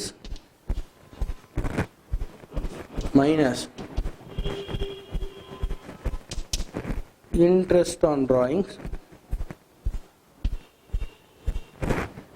minus net loss. ನೋಡಿ ಇಷ್ಟು ಫಾರ್ಮೆಟ್ ಬರ್ಕೊಂಬಿಡಿ, ಇದೇ ಎಂಟ್ರಿ ಮಾಡಿ, ಇಲ್ಲಾಂದ್ರೆ ಡ್ಯಾಶ್ ಹಾಕ್ಬಿಡಿ. ತುಂಬಾ simple. Capital plus additional capital plus interest on capital plus interest on additional capital plus net profit minus drawings minus interest on drawings minus net loss. In case ಇಲ್ಲಿ capital ಇದೆ fill ಮಾಡ್ಕೊಳ್ಳಿ. ನಿಮ್ಮ trial ಬ್ಯಾಲೆನ್ಸಿನ credit column ನಲ್ಲಿ capital ಕೊಟ್ಟಿರ್ತಾರೆ, credit column ನಲ್ಲಿ ಇದ್ದರೆ ತಗೊಳ್ಳಿ. Latest consider 81,000. Additional capital ಕೊಟ್ಟಿದ್ರೆ ಎಂಟ್ರಿ ಮಾಡ್ಕೊಳ್ಳಿ, ಕೊಟ್ಟಿಲ್ಲ ಅಂದ್ರೆ dash hockey. Next interest on capital. ಇಲ್ಲಿ ಇಂಟ್ರೆಸ್ಟ್ ಆನ್ ಕ್ಯಾಪಿಟಲ್ ನಿಮ್ಮ ಅಡ್ಜಸ್ಟ್ಮೆಂಟ್ ನಲ್ಲಿ ಕೊಟ್ಟಿರ್ತಾರೆ. ಅಡ್ಜಸ್ಟ್ಮೆಂಟ್ ನಲ್ಲಿ ಕೊಟ್ಟಿದಾರ ನೋಡಿ, ನಾನು ನಿಮ್ಗೆ ಅವಾಗ ಹೇಳಿದೆ ಅಡ್ಜಸ್ಟ್ಮೆಂಟ್ ನಲ್ಲಿ ಕೊಡುವಂತ ಇಟ್ ಶುಡ್ ಅಪಿಯರ್ ಟ್ವೈಸ್, 2 ಸತಿ ಅಪಿಯರ್ ಆಗುತ್ತೆ. Once in trading account and profit or trading or profit or loss account and once in balance sheet. ನಮ್ಮ ಅಡ್ಜಸ್ಟ್ಮೆಂಟ್ ನಲ್ಲಿ ತಗೊಂಡಿದೀವ ನೋಡಿ ಅಡ್ಜಸ್ಟ್ಮೆಂಟ್ ನಲ್ಲಿ ಇಂಟ್ರೆಸ್ಟ್ ಆನ್ ಕ್ಯಾಪಿಟಲ್ ಅಂತ 4,050 ರೂಪೀಸ್ ತಗೊಂಡಿದೀವಿ, ತಗೊಳ್ಳಿ ಅದೇ ಅಮೌಂಟ್ ತಗೊಳ್ಳಿ. ಇಂಟ್ರೆಸ್ಟ್ ಆನ್ ಅಡಿಷನಲ್ ಕ್ಯಾಪಿಟಲ್ ಇಲ್ಲ ಅಂದ್ರೆ ಇಂಟ್ರೆಸ್ಟ್ ಆನ್ ಅಡಿಷನಲ್ ಕ್ಯಾಪಿಟಲ್ ಬರೋದಿಲ್ಲ. ನೆಕ್ಸ್ಟ್ ನೆಟ್ ಪ್ರಾಫಿಟ್, ನಿಮ್ಮ ಒಂದು ಪ್ರಾಫಿಟ್ ಆರ್ ಲಾಸ್ ಅಕೌಂಟ್ ಅಲ್ಲಿ ನೆಟ್ ಪ್ರಾಫಿಟ್ ಕ್ಯಾಲ್ಕುಲೇಟ್ ಮಾಡಿದ್ವಿ. ಆ ನೆಟ್ ಪ್ರಾಫಿಟ್ ನ ತಗೊಳ್ಳಿ. 27,850 ಅಂತ ನೆಟ್ ಪ್ರಾಫಿಟ್ ಇತ್ತು. ಇಷ್ಟನ್ನು ಆಡ್ ಮಾಡ್ಕೊಳ್ಳಿ. ಆಡ್ ಮಾಡ್ಕೊಂಡ್ರ, ಆಡ್ ಮಾಡಾದ್ಮೇಲೆ ಡ್ರಾಯಿಂಗ್ಸ್, ನಿಮ್ಮ ಪ್ರಾಬ್ಲಮ್ ನಲ್ಲಿ ಡ್ರಾಯಿಂಗ್ಸ್ ಅಂತ ಕೊಟ್ಟಿದೆ, ಆ ಡ್ರಾಯಿಂಗ್ಸ್ ನ ತಗೊಳ್ಳಿ. ಮೈನಸ್ ಇಂಟ್ರೆಸ್ಟ್ ಆನ್ ಡ್ರಾಯಿಂಗ್ಸ್ ಇದ್ದರೆ ತಗೊಳ್ಳಿ, ಇಲ್ಲಾಂದ್ರೆ ಬಿಟ್ಬಿಡಿ. ನೆಕ್ಸ್ಟ್ ನೆಟ್ ಲಾಸ್, ಪ್ರಾಫಿಟ್ ಬಂದಿದೆ, ಲಾಸ್ ಬರೋದಿಲ್ಲ. ಇದಿಷ್ಟನ್ನು ಆಡ್ ಮಾಡಿ ಬಂದಿರುವಂತ ಅಮೌಂಟ್ ಇಂದ ಈ 10,000 ನ ಮೈನಸ್ ಮಾಡಿ. ಗೊತ್ತಾಯ್ತಾ? ನೋಡಿ ಇದಿಷ್ಟು ಫಾರ್ಮೆಟ್ ಬರ್ಕೊಳ್ಳಿ.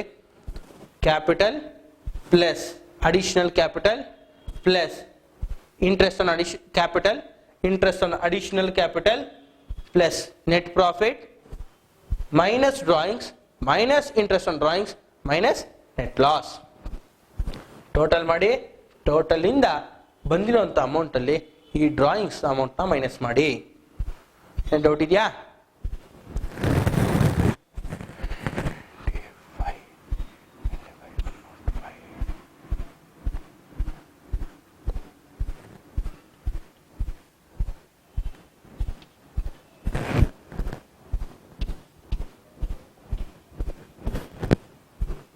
ನೆಕ್ಸ್ಟ್ ಅದಾದ್ಮೇಲೆ ನೀವು ಲೈಬಿಲಿಟಿ ಸೈಡ್ ಫಿಲ್ ಮಾಡ್ಬೇಕಾದ್ರೆ ನೀವು ಕಾನ್ಸಂಟ್ರೇಟ್ ಮಾಡ್ಬೇಕಾದ್ರೆ ಅಂತದ್ದು ನಿಮ್ಮ ಟ್ರಯಲ್ ಬ್ಯಾಲೆನ್ಸ್ ನ ಕ್ರೆಡಿಟ್ ಕಾಲಮ್ ನ ಮಾತ್ರ ನೋಡಿ, ಯಾವ್ದನ್ನ ನೋಡಕ್ ಹೋಗ್ಬೇಡಿ. ನಿಮ್ಮ ಟ್ರಯಲ್ ಬ್ಯಾಲೆನ್ಸ್ ನ ಕ್ರೆಡಿಟ್ ಕಾಲಮ್ ಮಾತ್ರ. ಕ್ರೆಡಿಟ್ ಕಾಲಮ್ ನಲ್ಲಿ ಯಾವ್ದಾದ್ರು ಇದ್ದರೆ ಟ್ರಾನ್ಸಾಕ್ಷನ್ಸ್ ಇದೆ ಮಾತ್ರ ತಗೊಳ್ಳಿ, ಇಲ್ಲಾಂದ್ರೆ ಬಿಟ್ಬಿಡಿ. ನೋಡಿ, ಕ್ಯಾಪಿಟಲ್ ಪ್ಲಸ್ ಲಯಬಿಲಿಟಿ. ನಿಮ್ಮ ಕ್ರೆಡಿಟ್ ಕಾಲಮ್ ನಲ್ಲಿ ಯಾವ್ದಾದ್ರು ಅಮೌಂಟ್ ಇದ್ದರೆ ನೋಡಿ, ಕ್ರೆಡಿಟಾರ್ಸ್ ಇದೆಯಾ ನೋಡಿ, let us consider creditors. Creditors 45,000. ನಾವು ಅಡ್ಜಸ್ಟ್ಮೆಂಟ್ ನಲ್ಲಿ ರಿಸರ್ವ್ ತಗೊಂಡಿದ್ವಿ, ರಿಸರ್ವ್ ಆನ್ ಕ್ರೆಡಿಟಾರ್ಸ್ ಮೈನಸ್ ಮಾಡ್ಕೊಳ್ಳಿ. ನಾವು ಯಾರಿಗೋ 45,000 ಕೊಡ್ಬೇಕಾಯ್ತು ಸರ್, ಅವ್ರು ನಮ್ಮ ಹತ್ರ 4,500 ಬೇಡ ಅಂತ ಹೇಳಿದ್ದಾರೆ. ರಿಸರ್ವ್ ನೋಡಿ, ರಿಸರ್ವ್ ಆನ್ ಕ್ರೆಡಿಟಾರ್ಸ್ 4,500 ಅಂತ ತಗೊಂಡಿದ್ವಿ, ಅಮೌಂಟ್ ನ ಮೈನಸ್ ಮಾಡ್ಕೊಂಡಿದ್ವಿ. ಆಡ್ ಮಾಡೋದಿಲ್ಲ, ಮೈನಸ್ ಮಾಡ್ತೀವಿ. ನಾವ್ ಯಾರಿಗೋ ದುಡ್ಡು ಕೊಡ್ಬೇಕಾಯ್ತು, ಅವ್ರು ಹೇಳಿದಾರೆ ಕಡಿಮೆ ಕೊಡಿ, ಡಿಸ್ಕೌಂಟ್ ಕೊಡ್ತಾ ಇದಾರೆ. ನೀವೆಲ್ಲ ಒಂದ್ ಕಡೆ ಹೋಗಿ ತಗೊಳ್ತೀರಾ 10 ರೂಪಾಯಿ ಬಿಸ್ಕೆಟ್, ಅವ್ರು ಹೇಳ್ತಾರೆ 1 ರೂಪಾಯಿ ಡಿಸ್ಕೌಂಟ್ ಅಥವಾ 10% ಡಿಸ್ಕೌಂಟ್. ನಾವು ಅವಾಗ ಕೊಡೋಂಥದ್ದು 9 ರೂಪೀಸ್ ಮಾತ್ರ. ಅಂದ್ರೆ ಇರೋಂಥ ಅಮೌಂಟ್ ಅಲ್ಲಿ ಡಿಸ್ಕೌಂಟ್ ನ ಡಿಡಕ್ಟ್ ಮಾಡ್ತೀವಿ, ಅದನ್ನೇ ನಾವು ಇಲ್ಲಿ ಮಾಡಿರುವಂತದ್ದು ಕ್ರೆಡಿಟಾರ್ಸ್ ಮೈನಸ್ ಡಿಸ್ಕೌಂಟ್. ಬೇರೆ ಯಾವ್ದಾದ್ರು ಅಮೌಂಟ್ ನಿಮ್ಮ ಒಂದು ಕ್ರೆಡಿಟ್ ಕಾಲಮ್ ನಲ್ಲಿ ಕೊಟ್ಟಿದ್ದಾರೆ ತಗೊಳ್ಳಿ. ನೆಕ್ಸ್ಟ್ ನೀವು ಮಾಡ್ಬೇಕಾದಂಥದ್ದು ಅಸೆಟ್ ಸೈಡ್. ನೆಕ್ಸ್ಟ್ ಇಲ್ಲಿ ಯಾವ ಅಮೌಂಟ್ ಸರ್ ಬರುತ್ತೆ? Bills payable, bank over draft, next bank loan ಯಾವ್ದಾದ್ರು ಇದ್ದಾರೆ ಅದನ್ನ ತಗೊಳ್ತೀವಿ. ನೆಕ್ಸ್ಟ್ ಅದಾದ್ಮೇಲೆ ನಿಮ್ಮ ಅಸೆಟ್ ಸೈಡ್ ಫಿಲ್ ಮಾಡ್ಬೇಕಾದ್ರೆ ಡೆಬಿಟ್ ಸೈಡ್ ಮಾತ್ರ ನೋಡ್ತಾ ಬನ್ನಿ. ಡೆಬಿಟ್ ಕಾಲಮ್ ಮಾತ್ರ ನೋಡಿ. ಡೆಬಿಟ್ ಕಾಲಮ್ ಅಂದ್ರೆ ಟ್ರಯಲ್ ಬ್ಯಾಲೆನ್ಸ್ ನ ಈ ಒಂದು ಲೆಫ್ಟ್ ಸೈಡ್ ಇರುವಂತ ಕಾಲಮ್, ಆ ಕಾಲಮ್ ನ ಮಾತ್ರ ನೋಡಿ. ಇನ್ ಕೇಸ್ ಆಫ್ ಇಲ್ಲಿ ಫಸ್ಟ್ ಆದಷ್ಟು ನಿಮ್ಮ ಒಂದು ಕ್ಯಾಶ್ ಇನ್ ಹ್ಯಾಂಡ್ ಅಥವಾ ಕ್ಯಾಶ್ ಅಟ್ ಬ್ಯಾಂಕ್ ಕೊಟ್ಟಿದ್ರೆ ಎಂಟ್ರಿ ಮಾಡಿ. ಕ್ಯಾಶ್ ಇನ್ ಹ್ಯಾಂಡ್ ನಿಮ್ಮ ಒಂದು ಡೆಬಿಟ್ ಕಾಲಮ್ ನಲ್ಲಿ ಇದ್ದರೆ ಅದನ್ನ ಎಂಟ್ರಿ ಮಾಡಿ.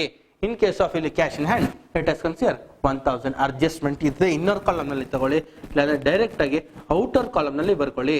ಕ್ಯಾಶ್ ಅಟ್ ಬ್ಯಾಂಕ್ ಇದ್ದರೆ ತಗೊಳ್ಳಿ, ಇಲ್ಲ ಅಂದ್ರೆ ಡ್ಯಾಶ್ ಹಾಕ್ಬಿಡಿ. ಕ್ಯಾಶ್ ಅಟ್ ಬ್ಯಾಂಕ್ ಅಂತನಾದ್ರೂ ಕೊಡ್ತಾರೆ ಅಥವಾ ಬ್ಯಾಂಕ್ ಬ್ಯಾಲೆನ್ಸ್ ಅಂತನಾದ್ರೂ ಕೊಟ್ಟಿರ್ತಾರೆ, ಕೊಟ್ಟಿರೋ ಅಮೌಂಟ್ ನ ತಗೊಳ್ಳಿ.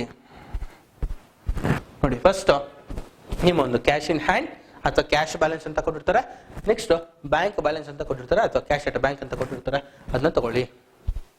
ನೆಕ್ಸ್ಟ್ ನಿಮ್ ಕೆಲಸ ಏನು ಸರ್ ಅಂದ್ರೆ ನಮ್ಮ ಒಂದು ಡೆಬಿಟ್ ಕಾಲಮ್ ಏನಿದೆ ಟ್ರಯಲ್ ಬ್ಯಾಲೆನ್ಸ್ ನ ಡೆಬಿಟ್ ಕಾಲಮ್ ನ ಮಾತ್ರ ಕಾನ್ಸಂಟ್ರೇಟ್ ಮಾಡ್ತಾ ಬನ್ನಿ. ಕ್ರೆಡಿಟ್ ಕಾಲಮ್ ನ ನೋಡಕ್ಕೆ ಹೋಗ್ಬಿಡಿ. ನೋಡಿ, ಲಯಬಿಲಿಟಿ ಸೈಡ್ ಫಿಲ್ ಮಾಡ್ಬೇಕಾದ್ರೆ just concentrate on credit column. Asset side fill ಮಾಡ್ಬೇಕಾದ್ರೆ just concentrate on debit column ಮತ್ತು ಟ್ರಯಲ್ ಬ್ಯಾಲೆನ್ಸ್. ಡೆಬಿಟ್ ಕಾಲಮ್ ಮಾತ್ರ ಕಾನ್ಸಂಟ್ರೇಟ್ ಮಾಡ್ತಾ ಬನ್ನಿ. ಸರ್ ಪ್ಲಾಂಟ್ ಅಂಡ್ ಮಿಷನರಿ ಕೊಟ್ಟಿದ್ದಾರೆ sir, plant and machinery. Plant and machinery 60,000 ಅಂತ ತಗೊಳ್ಳೋಣ. Minus depreciation ನೋಡಿ, depreciation adjustment ನಾವು ಪ್ರಾಫಿಟ್ ಆರ್ ಲಾಸ್ ಅಕೌಂಟ್ ಅಲ್ಲೂ ತಗೊಂಡಿದ್ವಿ. ಡಿಪ್ರಿಸಿಯೇಷನ್ 6,000. ಡಿಪ್ರಿಸಿಯೇಷನ್ ಮೈನಸ್ ಮಾಡ್ತೀವಿ. ಅಪ್ರಿಸಿಯೇಷನ್ ಕೊಟ್ರೆ ಆಡ್ ಮಾಡಿ. ನೆಕ್ಸ್ಟ್ ಅದಾದ್ಮೇಲೆ ಸರ್ ಏನಾದ್ರು ಬೇರೆ ಇನ್ಫಾರ್ಮೇಶನ್ ಕೊಟ್ಟಿದ್ದಾರೆ ಸರ್, ಡೆಟಾರ್ಸ್ ಕೊಟ್ಟಿದ್ದಾರೆ ಅಂತ ತಗೊಳ್ಳೋಣ. ಡೆಟಾರ್ಸ್ ಸರ್ ಎಷ್ಟು ಕೊಟ್ಟಿದ್ದಾರೆ? ಇನ್ ಕೇಸ್ ಆಫ್ ಡೆಟಾರ್ಸ್ ನಿಮ್ಮ ಪ್ರಾಬ್ಲಮ್ ನಲ್ಲಿ ಏನಾದ್ರು ಡೆಟಾರ್ಸ್ ಕೊಟ್ಟಿದ್ದಾರೆ, ಡೆಟಾರ್ಸ್ 40,000 ಅಂತ ಕೊಟ್ಟಿದ್ದಾರೆ. ನ್ಯೂ ರಿಸರ್ವ್ ನಾವು ಕ್ಯಾಲ್ಕುಲೇಟ್ ಮಾಡಿದ್ವಿ. ನ್ಯೂ ರಿಸರ್ವ್ ಮಾತ್ರ ಡಿಟೆಕ್ಟ್ ಮಾಡಿ, ಓಲ್ಡ್ ರಿಸರ್ವ್ ಅಥವಾ ಬ್ಯಾಡ್ ಡೇಟ್ಸ್ ಬರೋದಿಲ್ಲ. ನೋಡಿ, ಟ್ರಯಲ್ ಬ್ಯಾಲೆನ್ಸ್ ನಲ್ಲಿ ಕೊಟ್ಟಿರೋದಂಥದ್ದು ಮಾತ್ರ ಇಟ್ ಶುಡ್ ಅಪಿಯರ್ ಟ್ವೈಸ್, ಎರಡೆರಡು ಸತಿ ಅಪಿಯರ್ ಆಗುತ್ತೆ. ಟ್ರಯಲ್ ಅಡ್ಜಸ್ಟ್ಮೆಂಟ್ ಅಲ್ಲಿ ಕೊಟ್ಟಿರುವಂತದ್ದು ಟ್ರಯಲ್ ಬ್ಯಾಲೆನ್ಸ್ ಅಲ್ಲಿ ಕೊಡುವಂಥದ್ದು it should appear once, either in trading account or profit or loss account or in balance sheet. But adjustment items should appear twice, either in trading account or profit or loss account or and compulsory in balance sheet. Debtors. Next ಬೇರೆ ಯಾವ್ದಾದ್ರು transactions ಕೊಟ್ಟಿದ್ದಾರೆ ನೀವು ನೋಡಿ. Next ನಿಮ್ಮ ಒಂದು bills receivable ಅಂತ ಏನಾದ್ರು ಕೊಟ್ಟಿದ್ದಾರೆ. ಬಿಲ್ಸ್ ರಿಸೀವೇಬಲ್ ಬಿಲ್ಸ್ ರಿಸೀವಬಲ್ ನಿಮ್ಮ ಟ್ರಯಲ್ ಬ್ಯಾಲೆನ್ಸಿನ ಡೆಬಿಟ್ ಕಾಲಮ್ ನಲ್ಲಿ ಇರುತ್ತೆ, ಇದ್ದರೆ ತಗೊಳ್ಳಿ. ಬಿಲ್ಸ್ ರಿಸೀವಬಲ್ ಕೊಟ್ಟಿರುತ್ತೆ, ತಗೊಳ್ಳಿ. ನೆಕ್ಸ್ಟ್ ಅದಾದ ಮೇಲೆ ಇನ್ನೇನ್ ಸರ್ ಬರ್ಬೋದು ಇಲ್ಲಿ? Land and building, patents, good will, motor car. Next ಅದೇ ತರ ನಿಮ್ಮ ಒಂದು ಕಾಪಿ ರೈಟ್ಸ್, ಟ್ರೇಡ್ ಮಾರ್ಕ್ಸ್, ಈ ತರ ಯಾವ್ದಾದ್ರು ಅಸೆಟ್ಸ್ ನ ಕೊಟ್ಟಿದೆ ಡೆಬಿಟ್ ಸೈಡ್ ಎಂಟ್ರಿ ಮಾಡ್ತಾ ಹೋಗಿ. ನೋಡಿ ಇಲ್ಲಿ ನೆಕ್ಸ್ಟ್ ಬರಬೇಕಾಗಿರುವಂತದ್ದು ಅಕಸ್ಮಾತ್ ಬರುವಂತದ್ದು bank loan, bank overdraft, bills payable. Asset side ಬರಬಹುದಾದಂತದ್ದು land and building, patents, copyrights, goodwill, trademarks, motor car, ಆ ತರ ಯಾವ್ದಾದ್ರು ಇದ್ದರೆ ಅದನ್ನ ಎಂಟ್ರಿ ಮಾಡ್ಕೊಳ್ಳಿ. ನೆಕ್ಸ್ಟ್ ನಿಮ್ಮ ಒಂದು ಅಡ್ಜಸ್ಟ್ಮೆಂಟ್ ನ ಕಾನ್ಸಂಟ್ರೇಟ್ ಮಾಡ್ತಾ ಹೋಗಿ, ಯಾಕಂದ್ರೆ ಅಡ್ಜಸ್ಟ್ಮೆಂಟ್ ಶುಡ್ ಅಪಿಯರ್ ಟ್ವೈಸ್. ನಾವು ತಗೊಂಡಿದ್ದು ಅಡ್ಜಸ್ಟ್ಮೆಂಟ್ ಕ್ಲೋಸಿಂಗ್ ಸ್ಟಾಕ್ ತಗೊಂಡಿದ್ವಿ.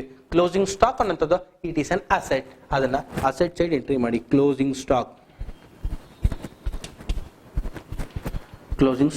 30,000 ಅಂತ ತಗೊಂಡಿದ್ವಿ. ನೆಕ್ಸ್ಟ್ ಸೆಕೆಂಡ್ ಅಡ್ಜಸ್ಟ್ಮೆಂಟ್ ನಾವು ಕನ್ಸಿಡರ್ ಮಾಡಿದ್ದು ಡಿಪ್ರಿಸಿಯೇಷನ್. ಡಿಪ್ರಿಸಿಯೇಷನ್ ಎಂಟ್ರಿ ಮಾಡ್ಕೊಂಡಿದೀವಿ. ನೋಡಿ ಅಡ್ಜಸ್ಟ್ಮೆಂಟ್ ಅಲ್ಲಿ ಬರುವಂತದೆಲ್ಲ ಎರಡೆರಡು ಸತಿ ಅಪಿಯರ್ ಆಗಬೇಕು. ಔಟ್ ಸ್ಟ್ಯಾಂಡಿಂಗ್ ಸ್ಯಾಲರಿ ಅಂತ ಇತ್ತು. ಔಟ್ ಸ್ಟ್ಯಾಂಡಿಂಗ್ ಸ್ಯಾಲರಿ ಆಲ್ರೆಡಿ ಒಂದ್ಸತಿ ಪ್ರಾಫಿಟ್ ಆರ್ ಲಾಸ್ ಅಕೌಂಟ್ ನಲ್ಲಿ ತಗೊಂಡಿದೀವಿ. ಇಲ್ಲಿ ಔಟ್ ಸ್ಟ್ಯಾಂಡಿಂಗ್ ಸ್ಯಾಲರಿ ಅಂದ್ರೆ salary has to be paid but not it paid. Pay ಮಾಡಬೇಕು ಬಟ್ ನಾವು ಪೇ ಮಾಡಿಲ್ಲ ಅಂದ್ರೆ ಅದು ನಮಗೆ ಲೈಬಿಲಿಟಿ ಆಗುತ್ತೆ. ಲೈಬಿಲಿಟಿ ಸೈಡ್ ಎಂಟ್ರಿ ಮಾಡ್ಕೊಳ್ಳಿ.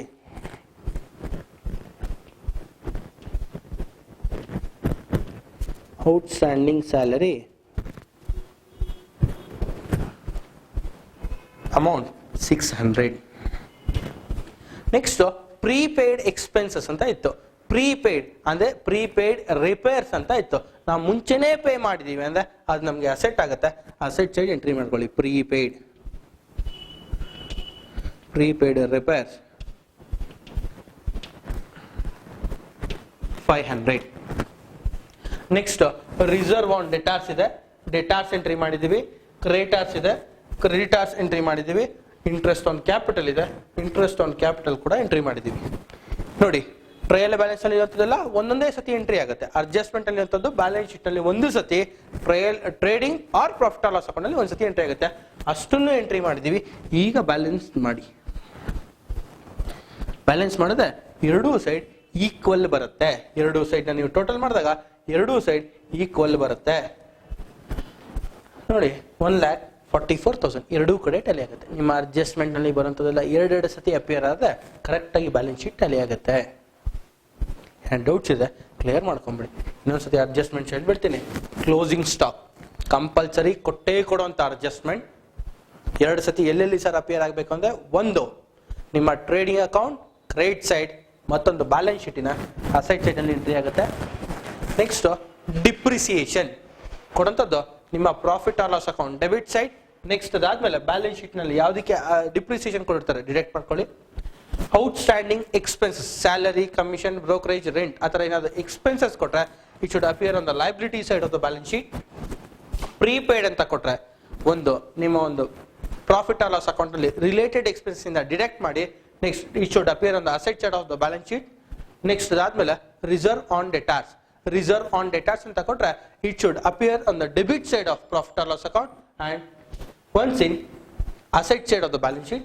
ನೆಕ್ಸ್ಟ್ ಇಂಟ್ರೆಸ್ಟ್ ಆನ್ ಕ್ಯಾಪಿಟಲ್ ಅಂತ ಕೊಟ್ರೆ debit side of profit or loss account and liability side of the balance sheet. ಇದಿಷ್ಟನ್ನ ಕರೆಕ್ಟ್ ಆಗಿ ನೋಡ್ಕೊಳ್ಳಿ. ಅದ್ರ ಜೊತೆಲಿ ಇನ್ನೇನಾದ್ರೂ ಕಷ್ಟ ಕೊಡುವಂತದ್ದೇ ಅದೇ ಅದ್ರ ಜೊತೆನಲ್ಲಿ ಅಪ್ರಿಸಿಯೇಷನ್ ಅಂತ ಕೊಡಬಹುದು. ಅಪ್ರಿಸಿಯೇಷನ್ ಅಂದ್ರೆ it should appear on the credit side of profit or loss account. ನಿಮ್ಮ ಪ್ರಾಫಿಟ್ ಆರ್ ಲಾಸ್ ಅಕೌಂಟ್ ನ ಕ್ರೆಡಿಟ್ ಸೈಡ್ ಎಂಟ್ರಿ ಮಾಡ್ಕೊಳ್ಳಿ. ಅದಾದ್ಮೇಲೆ on the asset side of balance sheet ನಿಮ್ಮ ಅಸೆಟ್ಸ್ ಗೆ ಆಡ್ ಮಾಡ್ಕೊಳ್ಳಿ. ನೋಡಿ ಇಷ್ಟನ್ನ ನೀವು ಕಲ್ತ್ಕೊಂಡ್ರೆ ಆರಾಮಾಗಿ 14 ಮಾರ್ಕ್ಸ್. ಯಾವುದೇ ಕಾರಣಕ್ಕೂ ನಿಮ್ಮ ಒಂದು ಫೈನಲ್ ಅಕೌಂಟ್ಸ್ ನ ಸರ್ ನಾನು ಚಾಯ್ಸಿಗೆ ಇಟ್ಕೊಳ್ತೀನಿ ಕಷ್ಟ ಇದೆ ಅನ್ನೋ ಮೆಂಟಾಲಿಟಿ ಬಿಟ್ಬಿಡಿ. ಫೈನಲ್ ಅಕೌಂಟ್ಸ್ ನಲ್ಲಿ 2 ಮಾರ್ಕ್ಸ್ಗೆ ಒಂದು ಕ್ವಶನ್ ಬರುತ್ತೆ, 14 ಮಾರ್ಕ್ಸ್ಗೆ ಒಂದು ಕಂಪಲ್ಸರಿ ಕ್ವಶನ್ ಬರುತ್ತೆ.